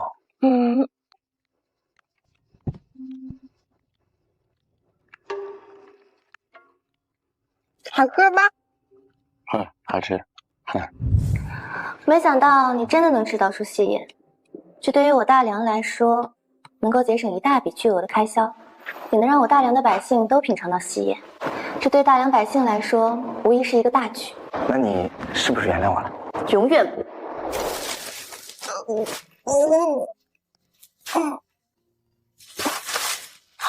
弟，弟弟呢？弟弟，你抛弃我的事情，我永远都会记在心里。我没有丢弃你，那次真的只是误会。你说误会就是误会，你抛弃我18次，次次都是误会。我满心满眼都是你，你却只想着丢下我。你知不知道我每次睡醒找不到你，我有多害怕、多无助、多紧张、多痛苦？这些你都知道吗？我以后不会再抛弃你了。你不要以为帮我1次2次，我就会原谅你。我没这么想，这是我应该做的。你我乃是君臣的身份，君臣有别。我希望你认清自己身份。我现在配不上你，但是你放心，早晚有一天。住口！你一路走过来都是靠运气，你制造出戏言也不过是巧合，你根本就一无是处。行吧。但是这次，你确实立了一件大功。我这人向来赏罚分明，我可以赐你一个官档，3品以下，你选吧。那就礼部如何？为何是礼部？你把礼部尚书吕昌气得吐血，你现在去礼部无疑是去找死。因为我这个人呀，天生反骨，主打的就是一个叛逆。我得再立大功，礼部就是下一步。想想我就气呀！老夫为官数10载，竟让一个黄口小儿在朝堂之上当着文武百官的面气得吐血，这老脸啊都丢尽了。尚书大人勿恼，那小儿疯狗一个，而且只是个从5品官职，以后都没有机会上朝堂的，你也见不到他了。况且您可是2朝元老，谁还敢当着您的面提之前那件事呢？区一个乞丐竟敢大放厥词，也不知道他说话的时候过没过脑子，真是气杀我也！尚书大人，消消气，消消气。为了这么一个小人物，气坏了身体，不值得呀。要不是碍于老夫这个身份，我定要将他扒皮、剥骨、抽筋。甚至他这种人，咱们不收拾他，有的是人代劳。那倒也是。现在大王子、2王子，估计肯定比老夫更要恨他100倍。对呀，所以您呐，就别把这小事放心上了。眼下秋闱将至，今年的科考题目也该拉上日程，你也该好好想想今年的题目了。吏部不是说今天要来一个新的礼部侍郎负责这件事情吗？这个新来的是何许人也啊？叫什么名字？从哪儿提拔上来的？这个是少帝钦点的，姓赵。姓赵？又是上边直接指派的，怎么总是喜欢干这些事儿啊？老夫倒要看看，这人到底是何方神圣。糟糕冒昧的老东西，你在吗？在吗？在，你不回我一声？是你？是他。赵林，见过尚书大人。你来我这礼部做甚啊？赶紧滚出去！老夫不想见到你。就是他气得您，大人莫慌，兴许他是来道歉的呢。你若是来给老夫认错道歉的，就马上给我在这儿跪下他3天3夜，也许老夫会考虑原谅你3分。认错？认什么错？道什么歉？你给我道歉！你做错什么了？你不是来道歉的？我当然不是来道歉的了。那你可以滚了。我也想滚，但是我滚不了啊！你什么意思？我重新自我介绍一下，在下赵林是少帝刚封的礼部侍郎，也就是您的直属下司。哼，连口水都没有啊！什么？没听清？我再来一遍。老夫还没聋，你居然是礼部侍郎啊，天理难容！大人莫慌，你这种人竟然能够直接连跳2级半，从5品到正3品，这怎么可能？除非你做出了惊天的贡献，否则怎么可能这么跳跃？我大梁最近攻克了戏言的制作之法，这事儿您知道吧？当然知道啊，此乃我大梁之福。在下不才，我攻克，所以陛下就直接给我升官。不可能！不可能！那不然你们以为他为什么会连给我升2级半？那戏言的制作工艺是被你这种人攻克的，哼，简直是匪夷所思啊！这个一时吧，大脑开花，惭愧。不聊这事儿，有别的事儿。最近秋闱将至，这考题还没出，要不咱们开个小会商量商量？哎，嘿嘿，这题目呀，我已经出好了，要不二位过目过目？哎，看，语文、数学、化学，这什么生物？这都什么乱七八糟的、五花八门的呀！我们的《诗经》《经义》这些考题都在哪儿呢？我计划用5年的时间，把这些新学科代替掉咱们的《诗经》《经义》考题这个国子监、翰林书院都要帮我一起去推广新知识、新思想的学习。然后这个考试吧，由之前的排名变成了总分汇总。总分制度您应该知道吧？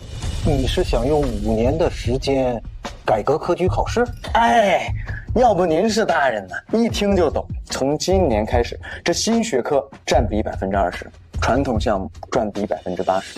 从明年开始，这新学科占比40%，传统学科占60%。然后逐年的交替，5年的时间即可完成改革。胡说八道！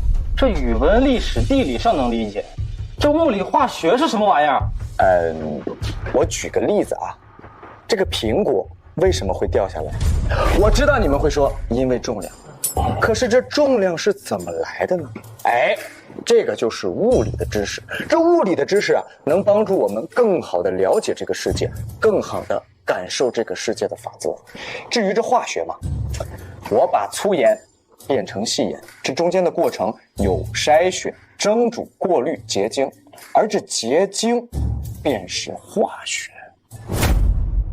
这样的例子数不胜数，可能我这一辈子都列举不完，所以我需要你们，需要天下的学者帮我一起去学习和推广。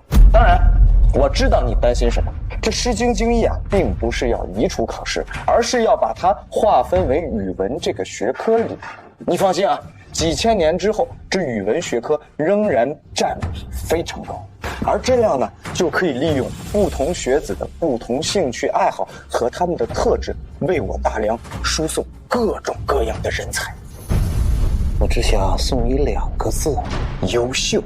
荒谬！只要我还是礼部尚书1天，就不允许你把《诗经》经义从考题上抹出去。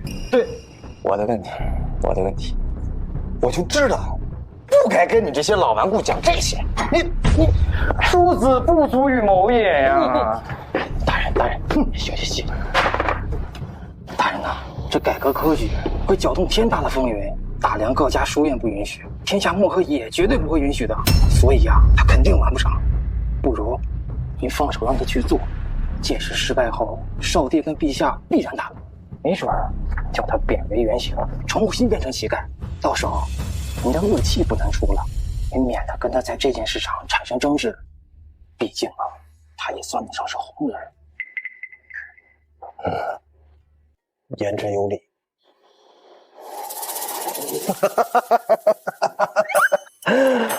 哎呀，你要咬人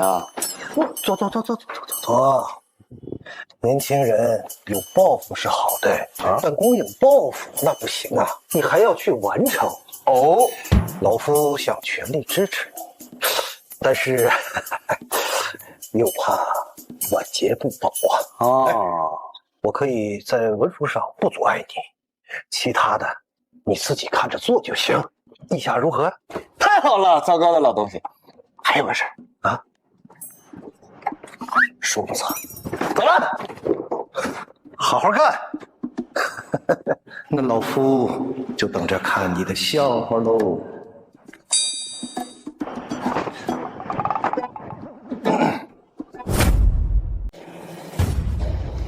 你们都是我从北域挑选出来的精英，我要你们限3日之内将其斩杀，不留一点证据，并且返回北域，能做到吗？我等定不辜负王爷使命。好，去吧。王爷，礼部侍郎赵林求见。拉。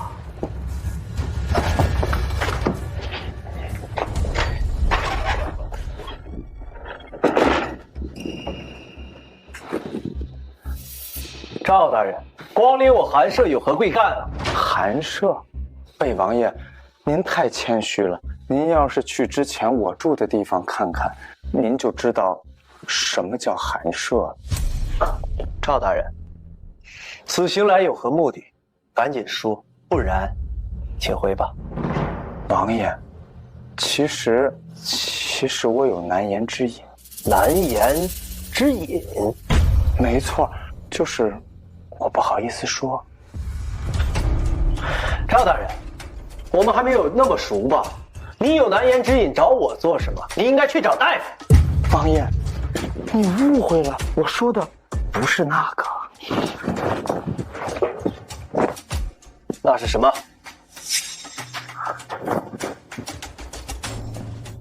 王爷，我总觉得最近有人要杀我。我最近吧，可能是得罪的人有点多，我就总觉得有人要害我，我整宿的睡不着觉。王爷，您知道有多难受吗？赵大人，你现在风头正劲，又是少帝殿下身边的红人，谁敢动你，那不是引火烧身吗？王爷，我一个没有背景的人，跟红不红人有什么关系？这谁想杀我，谁都能啊！我举个例子，王爷，要是您想杀我，那还不是挥挥手的事儿吗？举个例子而已。而且，别管我现在红不红，我要是死了，管他红不红的，谁会去跟一个死人扯皮呢？开门见山的说吧，你是这次打算来刺探什么呀？王爷，您又误会我了，我只是想寻求一个庇护。难道有人提醒了他，知道我要杀他？奇怪，我要杀他的事情也只有老二知道。难道老二私下与他联手？老二出卖我要杀他的消息，用于拉拢他，然后这个墙头草又不信任老二，过来试探我。王爷，您想什么呢？没想什么，只是赵大人有些话我听不懂。哎，这有什么听不懂的？我就是想……赵大人，切莫在我这装疯卖傻，咱俩的事情还没完呢。我没宰了你就已经够仁慈了，你让我损失上千万两，还想寻求我的庇护？送客。行，王爷，您这是不打算给我活路了？罢了，王爷，告辞了。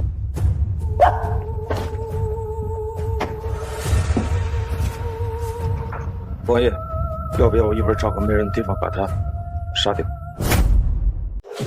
做你个头！恕手下愚钝，还请王爷讲解。他前脚刚从我王府出去，后脚就被人杀了，是头猪都会怀疑到我头上。虽然我不怕被怀疑，但是实在太明显了。况且现在这小子很有可能和二弟联手，在试探我。现在若是动了他，老二保不准会将我一军。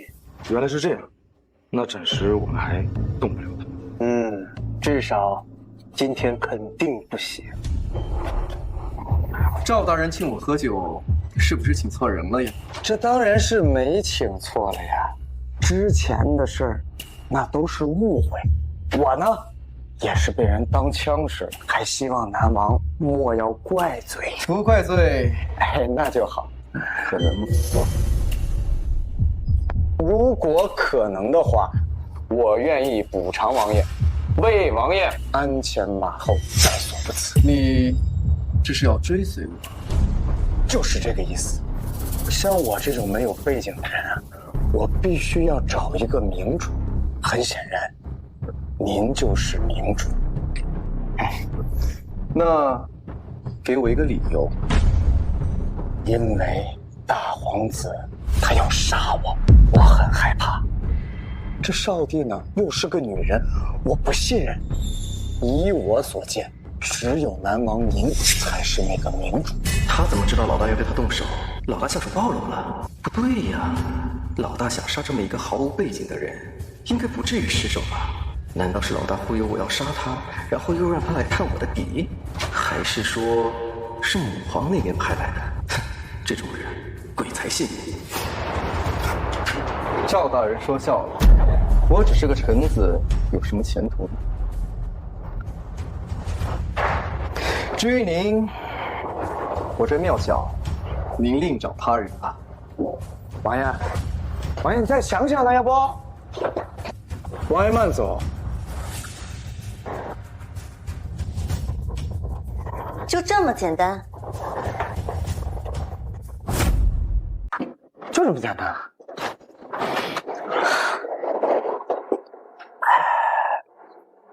我大哥和二哥城府极深，你以为靠你轻轻的欲盖弥彰就能让他们互相猜忌吗？他们两个人呀，本来就相互不信任，再加上我这么一讲，那他们的隔阂就更多了几分。这样，留给你我的时间就更多了一点。一点时间够吗？杨青他一直支撑着，他想等到我有足够的自保能力以后再离开。可是我不想看他那么痛苦的支撑下去。就现在的情况，如果你那两个哥哥联手，我们没有半点希望。再给我一点时间啊！我有一办法可解一切麻烦。什么办法？我与北燕国军联姻，如此大梁南北通透，两国兵势前线，我们本就与北燕一直存在着贸易，联姻可以把最后一层屏障撕开，这样一来，所有的矛盾和问题都能迎刃而解。而我有了北燕的支持，地位也能稳如泰山。杨青就不用再支撑了。你跟北燕国军联姻，的确是个办法。连你也这么认为吗？但是我不会让你嫁给那个垂垂老朽、草莽之妇的。但这就是命，不是吗？不，这不是。如果我不在，这或许就是你的命。但我在，我不会让这样的事儿发生的。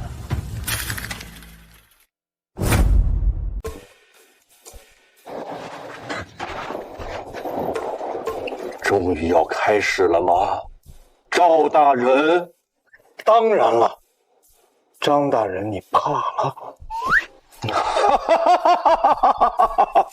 我怕，我是怕你怕。那帮家伙就在外面等着。改革科考一经宣布，就引起了轩然大波。反正我是力排众议，我国子监全力支持。但是其他就全靠你自己了。去。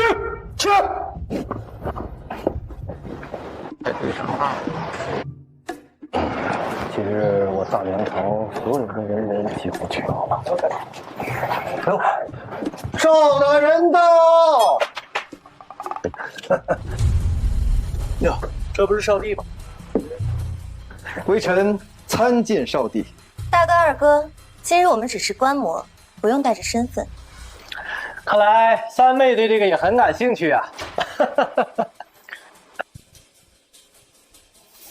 没想到这次科举改革竟引来如此多的大胡。没错，翰林书院院长秦钟，岳麓书院院长张子林啊，还有那礼部尚书吕昌，还有北慈圣庄飞扬。哎呀，这话说回来，这庄飞扬曾经可是2次高中状元，但都拒绝入关。还有那南诗仙柳清风，他的文辞风采，我可是十分喜欢呢。大梁半数才人皆聚集于此。看来这次玩得很大呀，不知赵大人如何收场啊？在下赵林，欢迎各位文人大儒来参加我国子监科举改革监听会。你就是赵林？您是？我乃翰林书院院长秦钟。你一个黄毛小子，竟敢来宣布科举改革之事？你才读过几年书啊？你也不撒泡尿照照你自己是个什么模样？怎么，你还想打人不成？你看看这是什么地方？你说你是翰林院院长是吧？区区从三品，你就敢对我大呼小叫，以下犯上？老子是礼部侍郎，正三品，我大你一级。你素子狂妄！你又是谁啊？我乃岳麓书院院长张子林。4品，你比他还小，怎么？你也要以下犯上？我和秦院长的官职虽然不如你，但是我们教书育人几十载，门徒遍天下，不乏达官贵人。你如此目中无人，难道你就不怕吗？怕，我就不会站在这儿了。我告诉你们，这科举改革势在必行，我已经获取了礼部尚书吕大人的同意，还有少帝陛下的恩准，岂容尔等在此放肆？我也只是配合赵大人。赵大人是主要推动者啊，与我无关，与我无关。这小子胆子也太大了吧，竟不把任何人放在眼里，他当真不考虑后果吗？别说吕大人同意，哪怕是少帝陛下，我庄飞扬也断然不会接受这什么科考改革。我柳青风也不认可。北慈社南师仙都站出来了，还有我，代表京城士子不同意科考改革。什么学好数理化文科理科，都不如《诗经》经义奥妙。我们不需要这些歪门邪道，国子监遵循是国子监的事，与我们无关。我代表岳麓书院不同意。我们翰林书院也不同意。赵大人，这该如何办？你看，我就说行不通吧。现在啊，看他怎么收场。大人啊，你也懂得看好戏吧。爹，我们要不要也出声支持一下？万万不可呀！若他现在出声，无疑是惹祸上身。我们呀，还是静观其变吧。这比我想象当中的还要热闹啊！三妹，担不担心赵大人？这些文人骨子里面还是有一股狠劲的。万一赵大人被他们失手打死了，那可是要留下千古笑话的。赵理，你就这点手段吗？少帝陛下的话你们都不同意，那你们这算是公然抗旨吗？据我所知，这公然抗旨可是要杀头的。我们不是抗旨，我们只是无法接受这无理由的改革，摒弃了我大梁优美的传统。若大人非要给我们安上抗旨之罪，那就杀了我。我不怕死，我要用一身的烈骨向世人昭示我的决心。高兄如此豁达，那我柳青风也不甘落后，要杀就杀我吧。真以为我不敢杀你们是吧？来人！赵大人，你可想好了？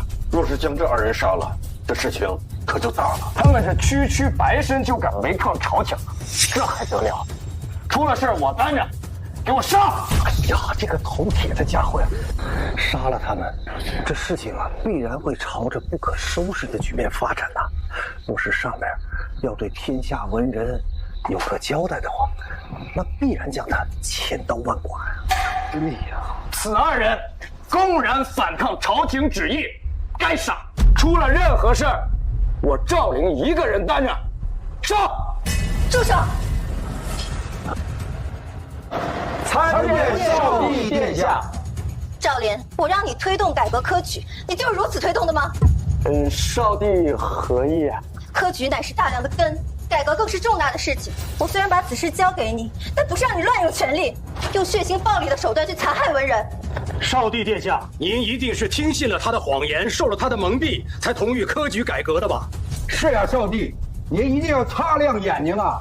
这种乞丐出身的存在，怎么能让他把手伸到这儿来呢？是啊，这不是想让我们大梁乱套了吗？少帝殿下，我们等死不足惜，但求死得其所。我们的心情就是大梁千千万万读书人的意志。还请少帝陛下给我们读书人一个公道。赵莲，从现在开始，绝不允许你用任何暴力的手段去残害文人。如果你无法说服天下人，如何让天下人服你？少帝英明，少帝英明，不杀就不杀了吧。哼，让你失望了。你莫不是以为你说你要杀了我们，我们就会屈服？我们读书人的脊梁比你想象中的要硬。我们今日读书人雅聚于此，不欢迎你这臭乞丐，赶紧滚！滚！怎么不继续了？你刚刚说你的脊梁骨比较硬是吧？你知道你为什么硬吗？因为我们满腹锦绣文章，墨染双袖，不与你这等凡夫俗子为伍，所以我们的脊梁硬。所以就是你们自是神采飞扬，觉得很了不起呗。你别解释，你就说我说的对不对吧？因为我们的文采，所以我们和你不是一个境界的人。你们都是这么认为的？当然。那好，那我们就在此射泪。射泪？射什么泪？射泪就是。那便是我一个人挑战大梁全体文人，诗也好，词也罢，我一一应战。不管你们是车轮战还是群殴，我都照单全收。你们听到他说什么没有？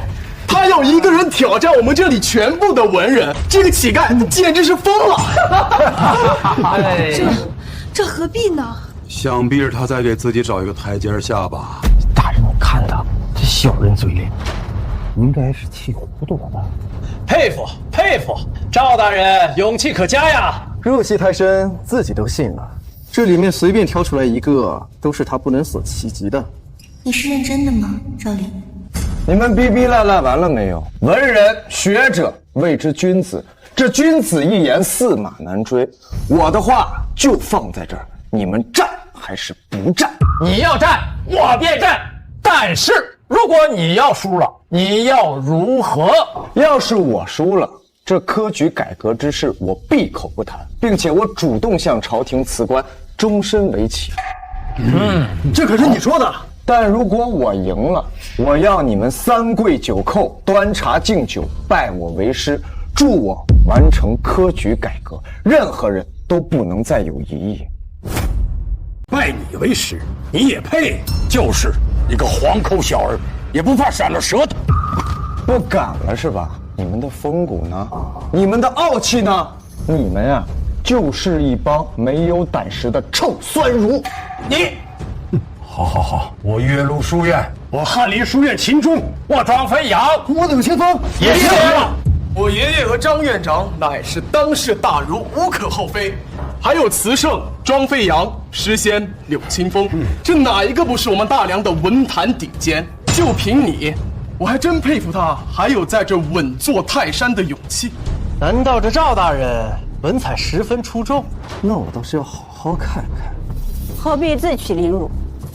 好，那你们是一起来，还是一个一个来呀？我有一副对联，如果你能答上来，就算你赢。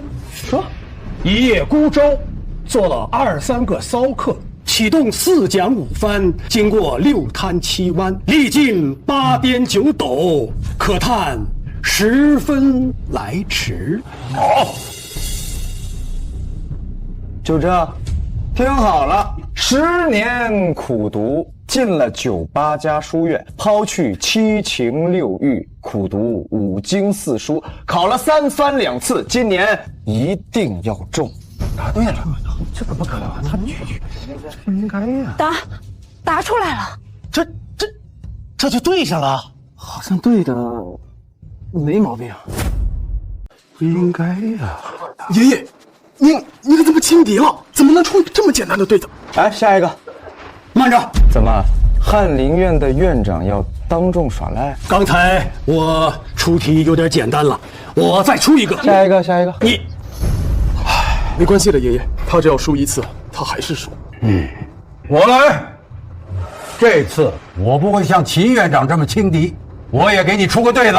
好，赶紧出吧，天有点热，我着急。听好了，烟锁池塘柳。好，烟锁池塘柳。张院长，你怎么把你岳麓书院100年未解之联给答出来了？他只要对不上，那就是输，连反悔的机会都没有。对，五行连，每个字代表一个属性，连在一起就能构成一幅绝美的画卷，真千难万难。闹剧止步于此喽。烟锁池塘柳是吧？听好了，炮阵海城楼。炮阵海城楼，他对上来了！天哪，他竟然真的对出来了！这百年绝对就这么片刻前被对出来了吗？这怎么可能啊？他就是个乞丐呀！他怎么可能？妙啊！对了如此的工程，我怎么就没有想过呢？赵大人又赢了。殿下，这赵林真有这本事？兴许是他运气好，刚好知道。此对百年难解，不是他说知道就能知道的。赵林，我与你朝夕相处1整年，我怎么觉得我才开始认识你？抓紧时间吧，下一个是谁？哎呀，张院长啊，你刚才还说我轻敌了，你看你这……我也不知道他能这么快就对上了。看来我们小他是臭乞丐的，他并不是一无是处。看来我们要认真对待了。你就是诗仙柳清风是吧？天下人给的虚名而已。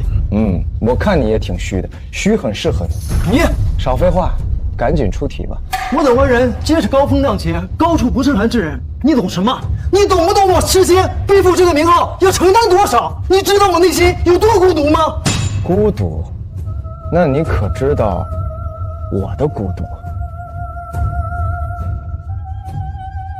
好，你我皆是孤独之人，那我们便以孤独为题，1炷香的时间作诗如何？依你。得嘞。我好了。这么快？对，我就这么快。这人似乎并非草包，说不定真能出诗。不过这么短时间，能出什么好东西？那行，我时间充裕，你先，我不着急。刘兄，可别在阴沟里翻了船呀！我作诗还是自信的。他这个人就是脑筋转得快。前几日在这国子监出了几道歪脑筋题，他就答出来了。所以对子，我想也是他擅长的领域。但是作诗得有情怀，有思想，才能做得出来。他要是能做出来一首打油诗，就不错了。这作诗的话呀，柳清风虽然年轻，但是老夫也相当的佩服他。这还要取决于他年少时的经历呀。至于赵大人，不提也罢，不提也罢。好了，诸位先莫要讨论，还是听赵大人先吟吧。少帝说的是啊，我们先听听赵大人能吟出怎样的诗句，也许他能让我等惊为天人呢。孤独，千山鸟飞绝，万径人踪灭。千山鸟飞绝，万径人踪灭。这2句开头感觉不错呀。我怎么有种不妙的感觉，好像还真能出一首好诗来。这不可能啊！大人莫急，这才2句而已。孤舟蓑笠翁，独钓寒江雪。赵林，你的内心竟然已经孤独到如此程度了吗？孤舟蓑笠翁，独钓寒江雪。此诗应为千古绝句啊！怎么可能？怎么可能？你怎么可能做出如此之诗？我是等你把诗做出来呢，还是直接下呢？我说他，这赵林似乎很厉害呀。这何为天才？难道说的就是赵林赵大人吗？他竟有如此的文采，一句独钓寒江雪，竟压过了当代的诗仙，就这么认输了。是啊，你们只把我当成一个靠着答题逆袭的小乞丐，丝毫没有文墨可言，就对科举制度夸夸而谈。可现在呢？现在结果就摆在你们面前，你们还有什么话说？我还没有出题呢，你不要高兴太早。你就是词圣庄飞扬是吧？名字跟个洗发水似的。你那首《采莲子》我听过，写的还凑合吧。还听说你在邻国还有些小迷妹，你知道就好。所以我要和你比词，比就比，怎么比？只要你能做出一首超越我采莲子的词，我立刻拜你为师，并送上书修之礼。高招啊！这临时作词，可能还有一点几率让赵大人临时抱佛脚给赢了。但是让赵大人现场做出超过那堪称绝世佳作的《采莲子》，绝无一点希望。可之前那100年从未对出的对子，还有那首诗，二弟，奇迹不会一直发生下去。怎么，你不会是怕了，不敢接了吧？吓我一跳，我以为真要拜这个乞丐为师呢，那样的话，不把我张家祖宗给气死！赵莲，你已经证明了你自己，现在认输也没关系的。殿下说的对，赵大人，你已经很厉害了。我也觉得你已经很厉害了，不过要真的科举改革的话，我倒是可以研究研究。既然你无心再战，那就认输，辞掉你的官职，安心回家当乞丐去吧。谁说我输了？谁说我不敢比？那你倒是做呀！我也给你一炷香的功夫。嘿，好，我又好了。青玉案，元夕，东风夜放花千树，吹更落，星如雨。宝马雕车香满路，凤箫声动，玉壶光转，一夜鱼龙舞。蛾儿雪柳黄金缕，笑语盈盈暗香去。众里寻他千百度，蓦然回首，那人却在灯火阑珊处。殿下，你怎么哭了？好诗，确实是好诗，而且我觉得赵大人这首诗是专门为您做的。赵琳，我不是不知道你的心意，只是我无法原谅你的抛弃。母亲她也永远不会允许你和我更进一步。对不起，赵琳，我们有缘无分。此时我已无法用言语来形容我的心情了。这读了一辈子所谓的锦绣文章都白读了。今天无论是诗还是词，都让我看到了所谓的顶绝存在。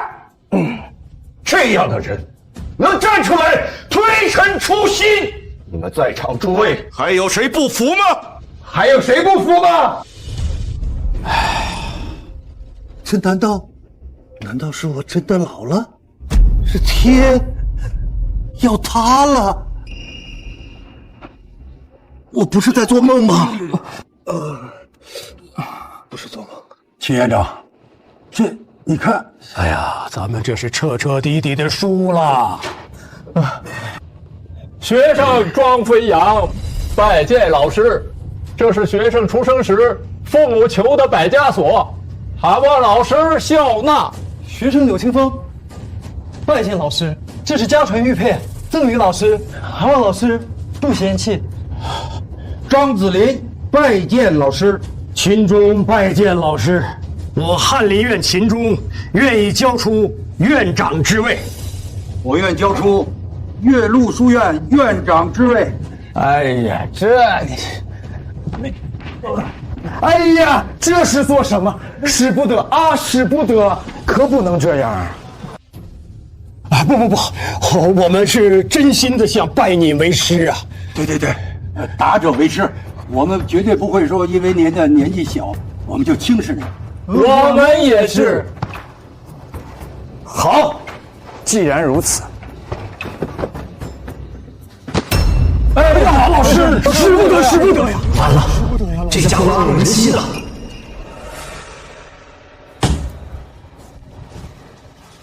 使不得呀，老师。好，我答应做你们的师傅，但是我有一个要求，你们要帮助我推动科举制度的改革，因为我大梁需要更新鲜的血液。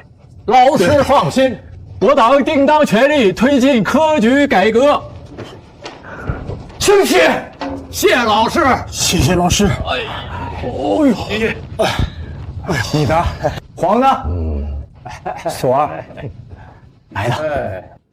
老师真是高风亮节呀！不但既往不咎，而且还……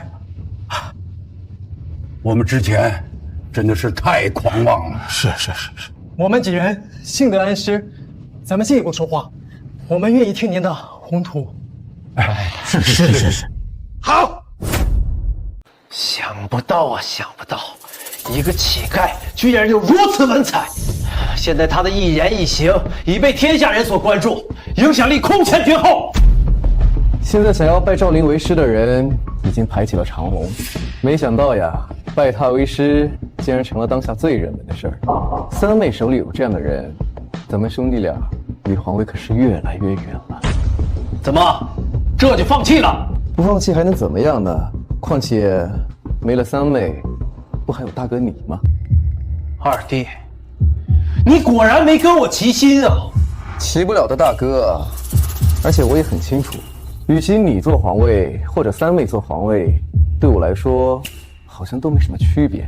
更何况大哥北域兵强马壮，你若登基，那我这南王还怎么做呀？二弟，我愿与你划地而治，你做你的南地，我做我的北地，将大梁一分为二，但同属一国，如何？大哥真愿意这么做？只要二弟全力助我。算了，口说无凭，哪怕我们两个是亲兄弟，我也不敢冒大不韪的风险去全力助你。你不相信我？这样，我这就准备诏书，将南边划分于你。待成就大业之时，你便可以高枕无忧了。大哥，此话当真？我这就准备诏书。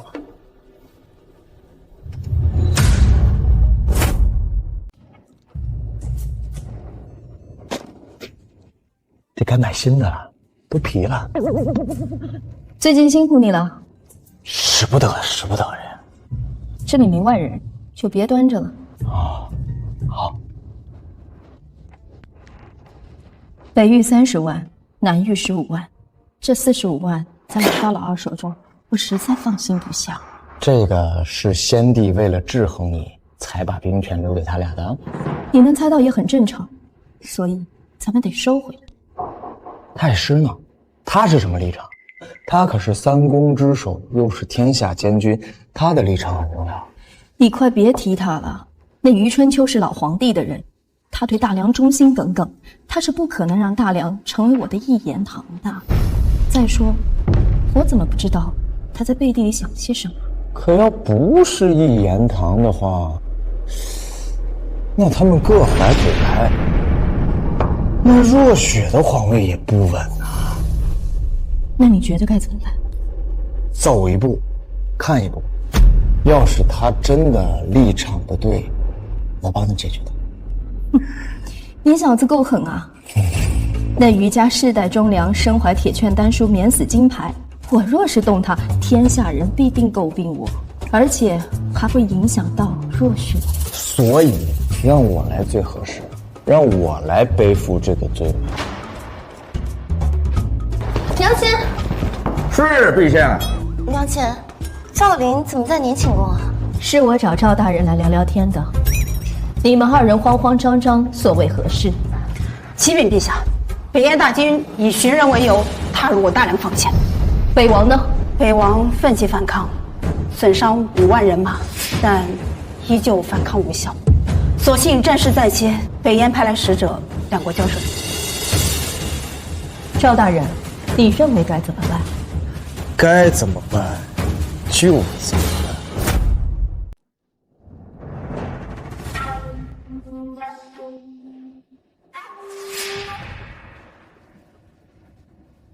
北燕使者，这是我大梁少帝苏若雪，见到了你为何不跪？笑话！你们大梁若是这种态度，那就没必要谈了。到时候我北燕铁军直接长驱直入。到时候谁给谁跪下，那还两说呢。大哥莫要激动，如今北燕铁骑军大势大，您有小败其手，还是莫要激动的好。我会败，若不是殿下让我强交半年的赋税，我拿这笔钱加强工事，我会败。朝廷没有单独拨款加强工事吗？还是说北王是在怪罪殿下呀？我没说。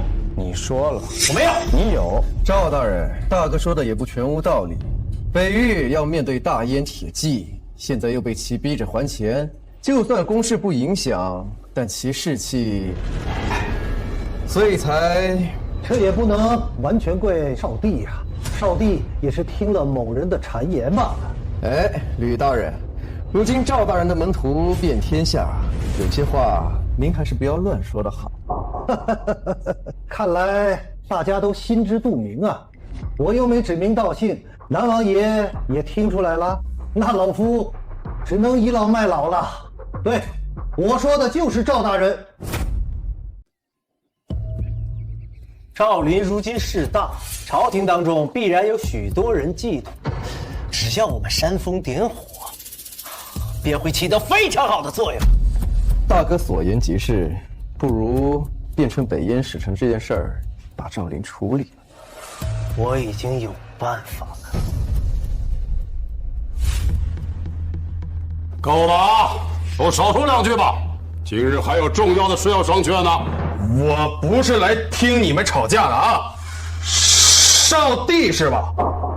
现在你我两个国家正在交战，暂时停战了。现在，你现在给我们一个解决方案呢，还是说你们想继续打呀？如今我大梁势弱呀，这要是再打下去，恐怕……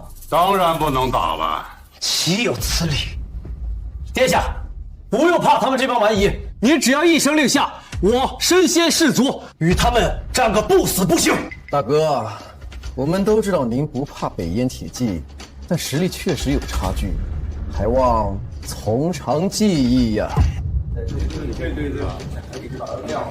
三妹啊，三妹，看你如何收场。我刚才所说会使意下如何呀？北王爷心真毒啊！为了敲诈自己的国家，甚至不惜搬弄是非。我北燕确实是打算入侵了啊，但是因为一直佩服北王爷，所以没入呢，没敢入。总之，到时候我会故作败事，而你趁机敲诈朝廷一笔，所到好处，我欺你三。哎呦，这三成跟白送有什么区别呀？我当然是想要了，但是我相信北王爷绝对有什么附加条件吧。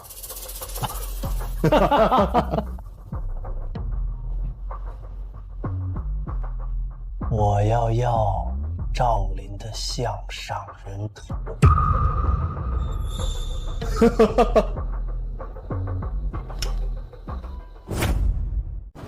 形势不对呀，赵林，怎么办？没事，有我在。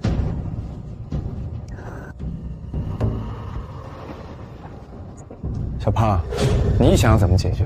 很简单，只要你们大梁要是赔偿得起，此事就能谈啊！赔多少？1两，我给你2两，滚吧！1两，粮草200万担，此事可谈。岂有此理！你狮子大开口啊，居然要这么多！殿下，你说什么都不能同意啊！若是不答应，万一北燕真的打下来，北燕使臣，你的要求可别太过分了。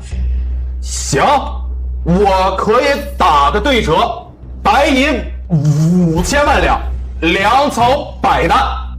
但是我有个附加条件。什么附加条件？我要一个名叫赵林的项上人头。你与赵林无冤无仇，为何要这样说他？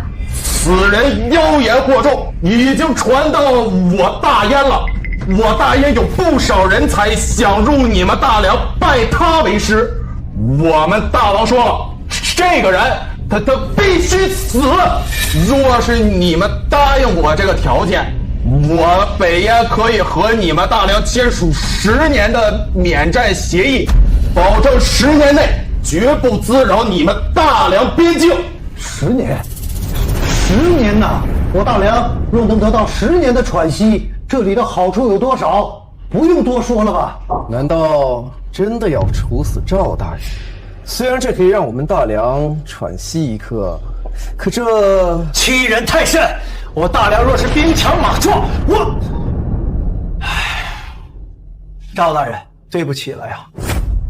哦，搞了半天，原来是冲我来的呀！你早说呀！你就是赵林啊？啊！我还以为你长了个3头6臂呢，结果就一普通人啊！我倒是没长3头6臂，但是我会72变。魏王爷，你刚刚说对不起我，是你承认打不过北燕吗？我没说，只不过我们跟他们还是有点差距，这是不争的事实。这不还是承认吗？我没有，不过你非要这么说，我也没办法。既然你打不过北燕，那还当什么北王爷啊？大胆！赵林，你居然说出如此大逆不道之话！我不配做这个北王，谁有资格做这个北王？当然是能打过北燕的人有资格做北王呀！我可是大梁皇子。哦，原来你是仗着血脉，但是毫无建树，是个窝囊废啊！有什么用啊？我即便抵抗不了北燕，但这几年我一直把他们牵制住。你根本什么都没有经历过，就想抹灭我的付出，你算什么东西？哦，那也就是说，你亲口承认你打不过他们了。你，这天下之子皆为臣子，既然臣子做不到自己分内之事，那换一个臣子便可。既然这北王爷抵挡不住北燕，那就交出你的兵权吧。赵大人所说，便是本少帝心中所想。既然大哥亲口承认无法抵御北燕，那就把兵权交出来吧。本少帝会另寻良将镇守北域。毫无征兆，毫无征兆，居然毫无征兆的就顺水推舟要收走老大的兵权，而且有理有据。完了，老大这是偷鸡不成把命都搭进去了。我成功让他们收走老大的兵权，那我恐怕就有难了。少帝殿下，老夫觉得这北王应该是一时失言了，而这赵大人没有必要上纲上线。如果是北域的兵权轻易从北王手里拿走的话，恐怕会引起动荡啊。老臣也是这么认为。臣附议。精彩！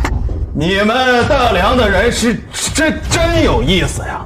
北王在你们大梁想必也是响当当的狠角色了吧？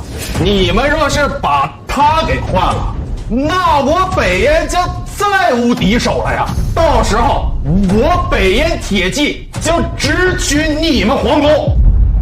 我现在得帮他说几句话，不然这次不但捞不到好处，还白来一趟。这家伙也是，竟然还被人将了一军，哎，太傻了。那你的意思是，除了北王爷，我们大梁就没人能跟你们大燕较量一下了？自然。你很了解我们大梁吗？啊？而且为什么我觉得你说话在帮腔啊？我没有，我就是实话实说而已。你俩语气都一模一样，你说没有？还有啊，不止这个外国的小胖，我怎么觉得你们都在帮腔啊？难道是我的感觉出问题了？什么情况啊？赵林，你就这么想要我手中的兵权？倘若拿到这兵权，你能阻止北燕继续侵犯我大梁吗？我当然能，我当然能。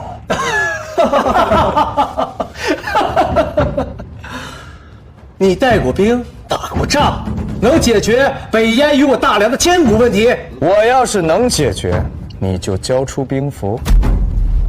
我不。怂啊，刚刚不是还嘲笑我吗？垃圾。好，我答应你，但是如果你达不到，不能完成，那就该赔偿赔偿，该杀我的头杀我的头，起码我的头还能减免1半的赔偿，何乐而不为？好，我答应你，但是给你1日时间，若你做不到，我便会亲自取了你项上人头；若你做到了，我便立刻交上兵权。好，但是你得先把兵符交出来给一个中间人，我怕你到时候赖账。我绝对不会提前写什么文书，或者提前把我的兵符交出去。我知道大哥在想什么，我不做这个中间人。朝堂之上，你可选一个自己信任的人。若赵林做不到，兵权还是你的，他的性命你亲自取。大哥意下如何啊？大哥，不如这样，你将兵符交给太师大人。太师大人既是百官之首，又是2朝元老，一定会公平公正的。赵林现在把我架在火上烤，我若是不答应，恐怕此事难休。虽然他脑子好使，但北燕岂是那么容易乖乖听话的？这是一场豪赌啊！好，就这么办。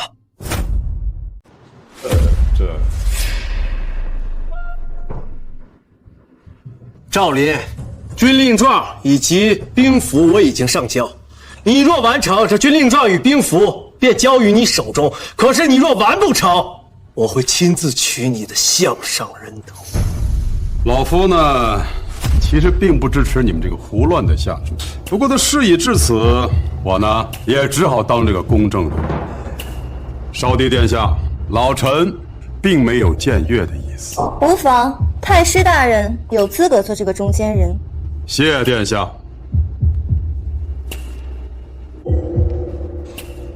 走吧，小胖，跟我走。你算个什么东西？我凭什么跟你走啊？不走是吧？姚公公，带去演武场。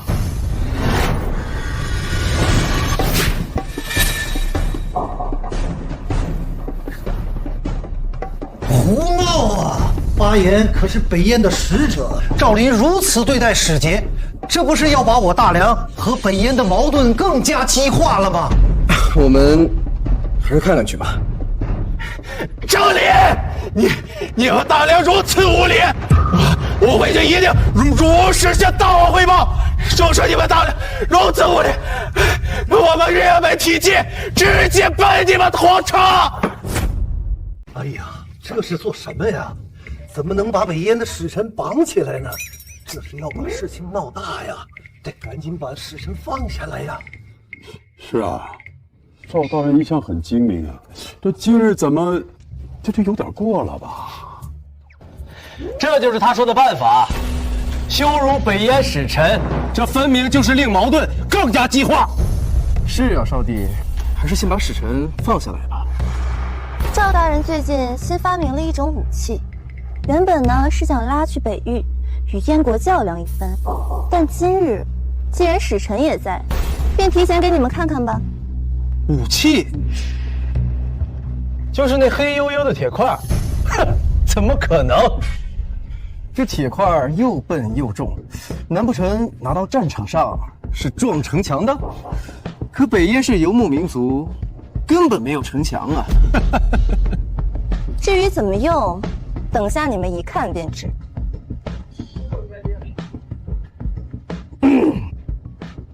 你刚刚说要把你们北燕的铁骑直逼我大梁的皇宫是吧？对，是杀了你。好，希望你一会儿还能这么硬气。开火！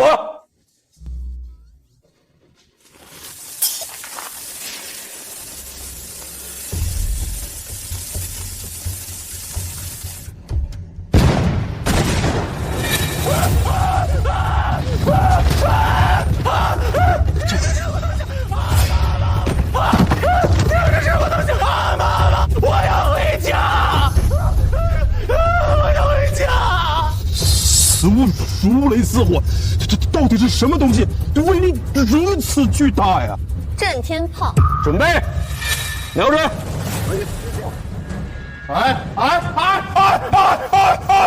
别冲动，别冲动，冷静，别，一定要冷静。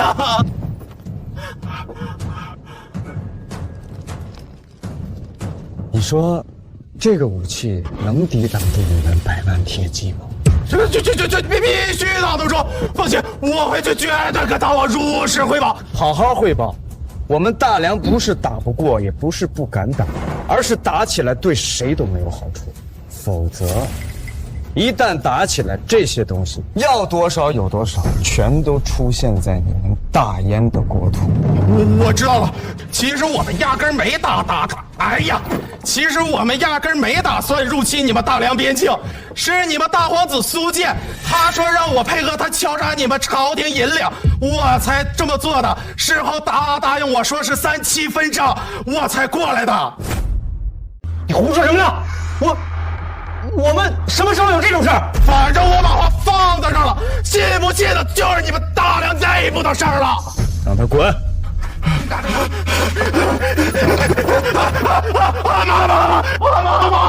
我要回家。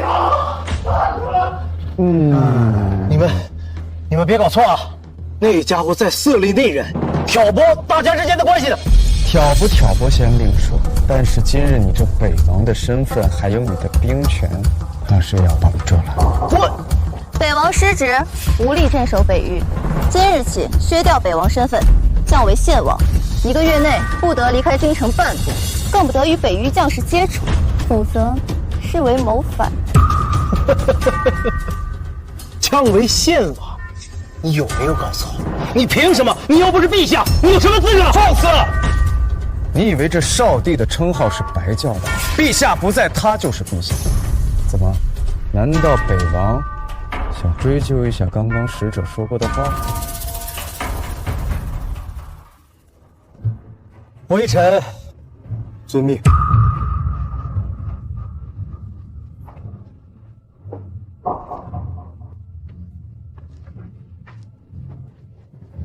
有劳太师大人做这个中间人，现在可以把虎符和文书交给我了吧？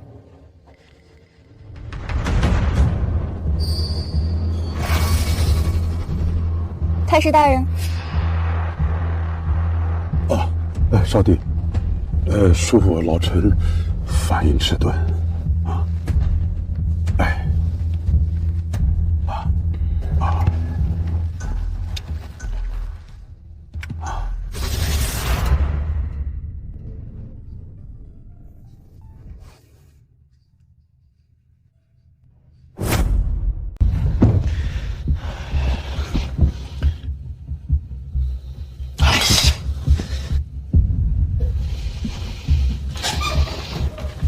二弟，太师大人，你们怎么一路前来啊？哦，原来如此啊！太师大人，您一直支持的是他呀，隐藏的可真深呐！大哥呀，大哥，这回你可真是搬起石头砸自己的脚呀！居然稀里糊涂的把北域都给输了，这样下去，我们还怎么对抗三妹啊？还不是因为那个赵林，谁知道他如此犀利，还弄了一个什么威力巨大的武器，把那个北燕使者给震慑住了。现在一切都晚了。晚？什么意思？你刚交出兵权，若现在立刻动身前往北域，趁三妹还没有收回兵权之前，拥兵造反，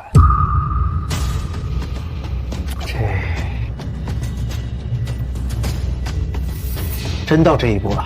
这是你唯一的机会了，也是我唯一的机会。可是赵林手中那武器，你放心，我已经安排了5万精兵，带城的百姓潜入了京城，到时候你我里应外合。女人之政，成何体统？血为一色，竟然还不顾老夫的劝阻，非要把这皇位传给自己的女儿。我看啊，该有个了断。好，我这就出发。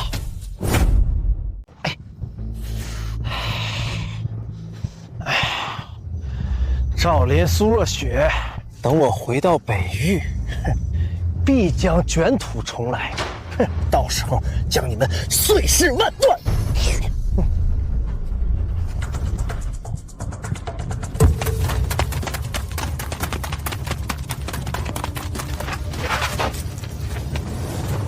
你们什么人？知道我是谁吗？来抓你的人。赵林，大皇子呀，大皇子，我本来想放你一马的，那你倒是放啊！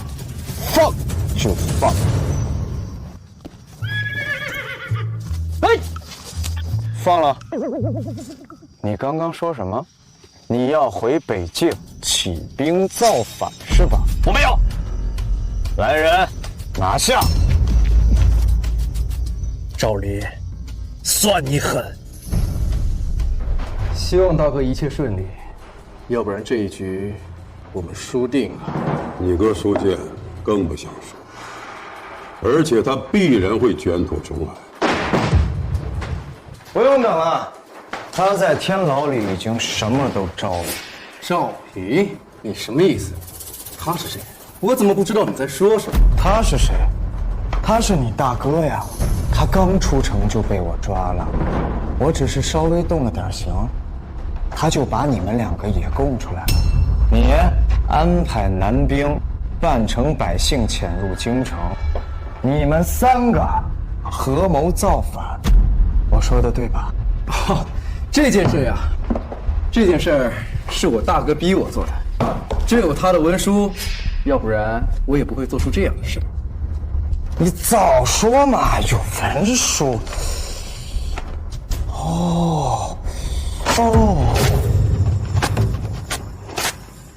赵林，你竟敢损毁如此重要的证据！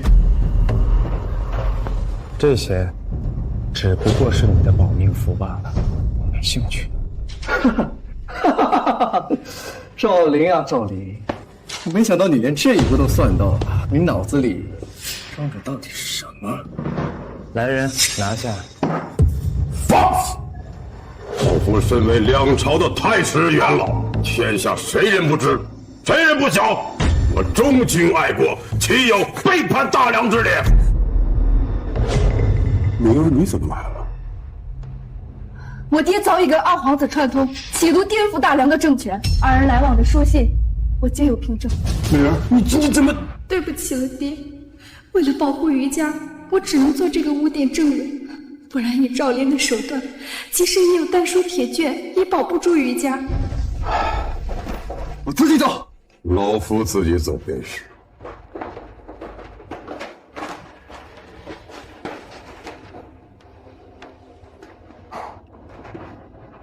明儿啊，把你娘照顾好，余家的上上下下，都托付给你了。赵公子，恭喜你！恭喜！恭喜什么？恭喜你完成了自己的承诺。你如果不杀我，那就让我留在你身边，我为你披荆斩棘，扫除障碍。是，我的思想，我的弟子们已经继承了，我保护的那只雏鹰也该自己飞翔了。什么意思？你要走？你舍得吗？舍不得，也得走。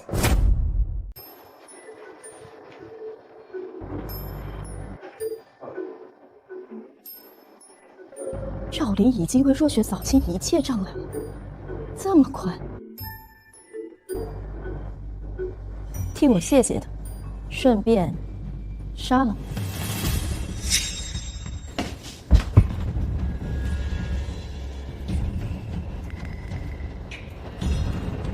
热血，你带这么多人来我寝宫，所为何事？抱歉，娘亲，我是来逼宫的。这是逼宫，你可真敢呐！若雪，我是你娘亲，你当真要逼宫吗？赵林为我做了太多了，我不许您过河拆桥。我是为了你好。你可知道那人脑袋里面的知识有多么的可怕？他若想要你的皇位，你根本守不住。他必须死！不行，赵林是我的人，他是为我而来的，我不许您这样做。现在我掌握了所有兵权、御林军以及您的护龙卫，您只剩下雅公公还有他的暗卫了，您什么都没有了，所以您放心交给我来做，好吗？我的女儿长大了，有自己的想法了，如此，我便可以将这大梁江山放心的交到你手上。玉玺、诏书早就已经给你准备好了，之所以没给你，就是在等今天。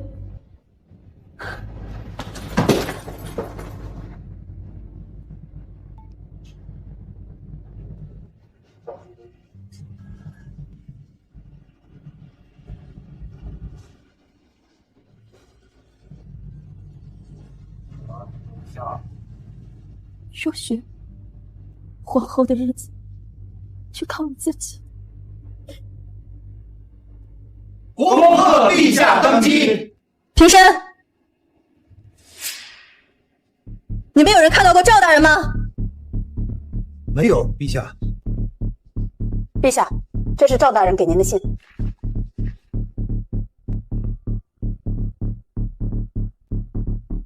为什么？为什么？明明我都已经原谅你了，为什么你偏偏要在最后走？小兰，去把他给我找回来，一定要找回来！是，陛下。傻子，我的承诺我已经做到了，终于可以松口气了。所以我也该走了，我该继续寻找我人生的意义。你呢，也照顾好自己，照顾好你的国家。勿念。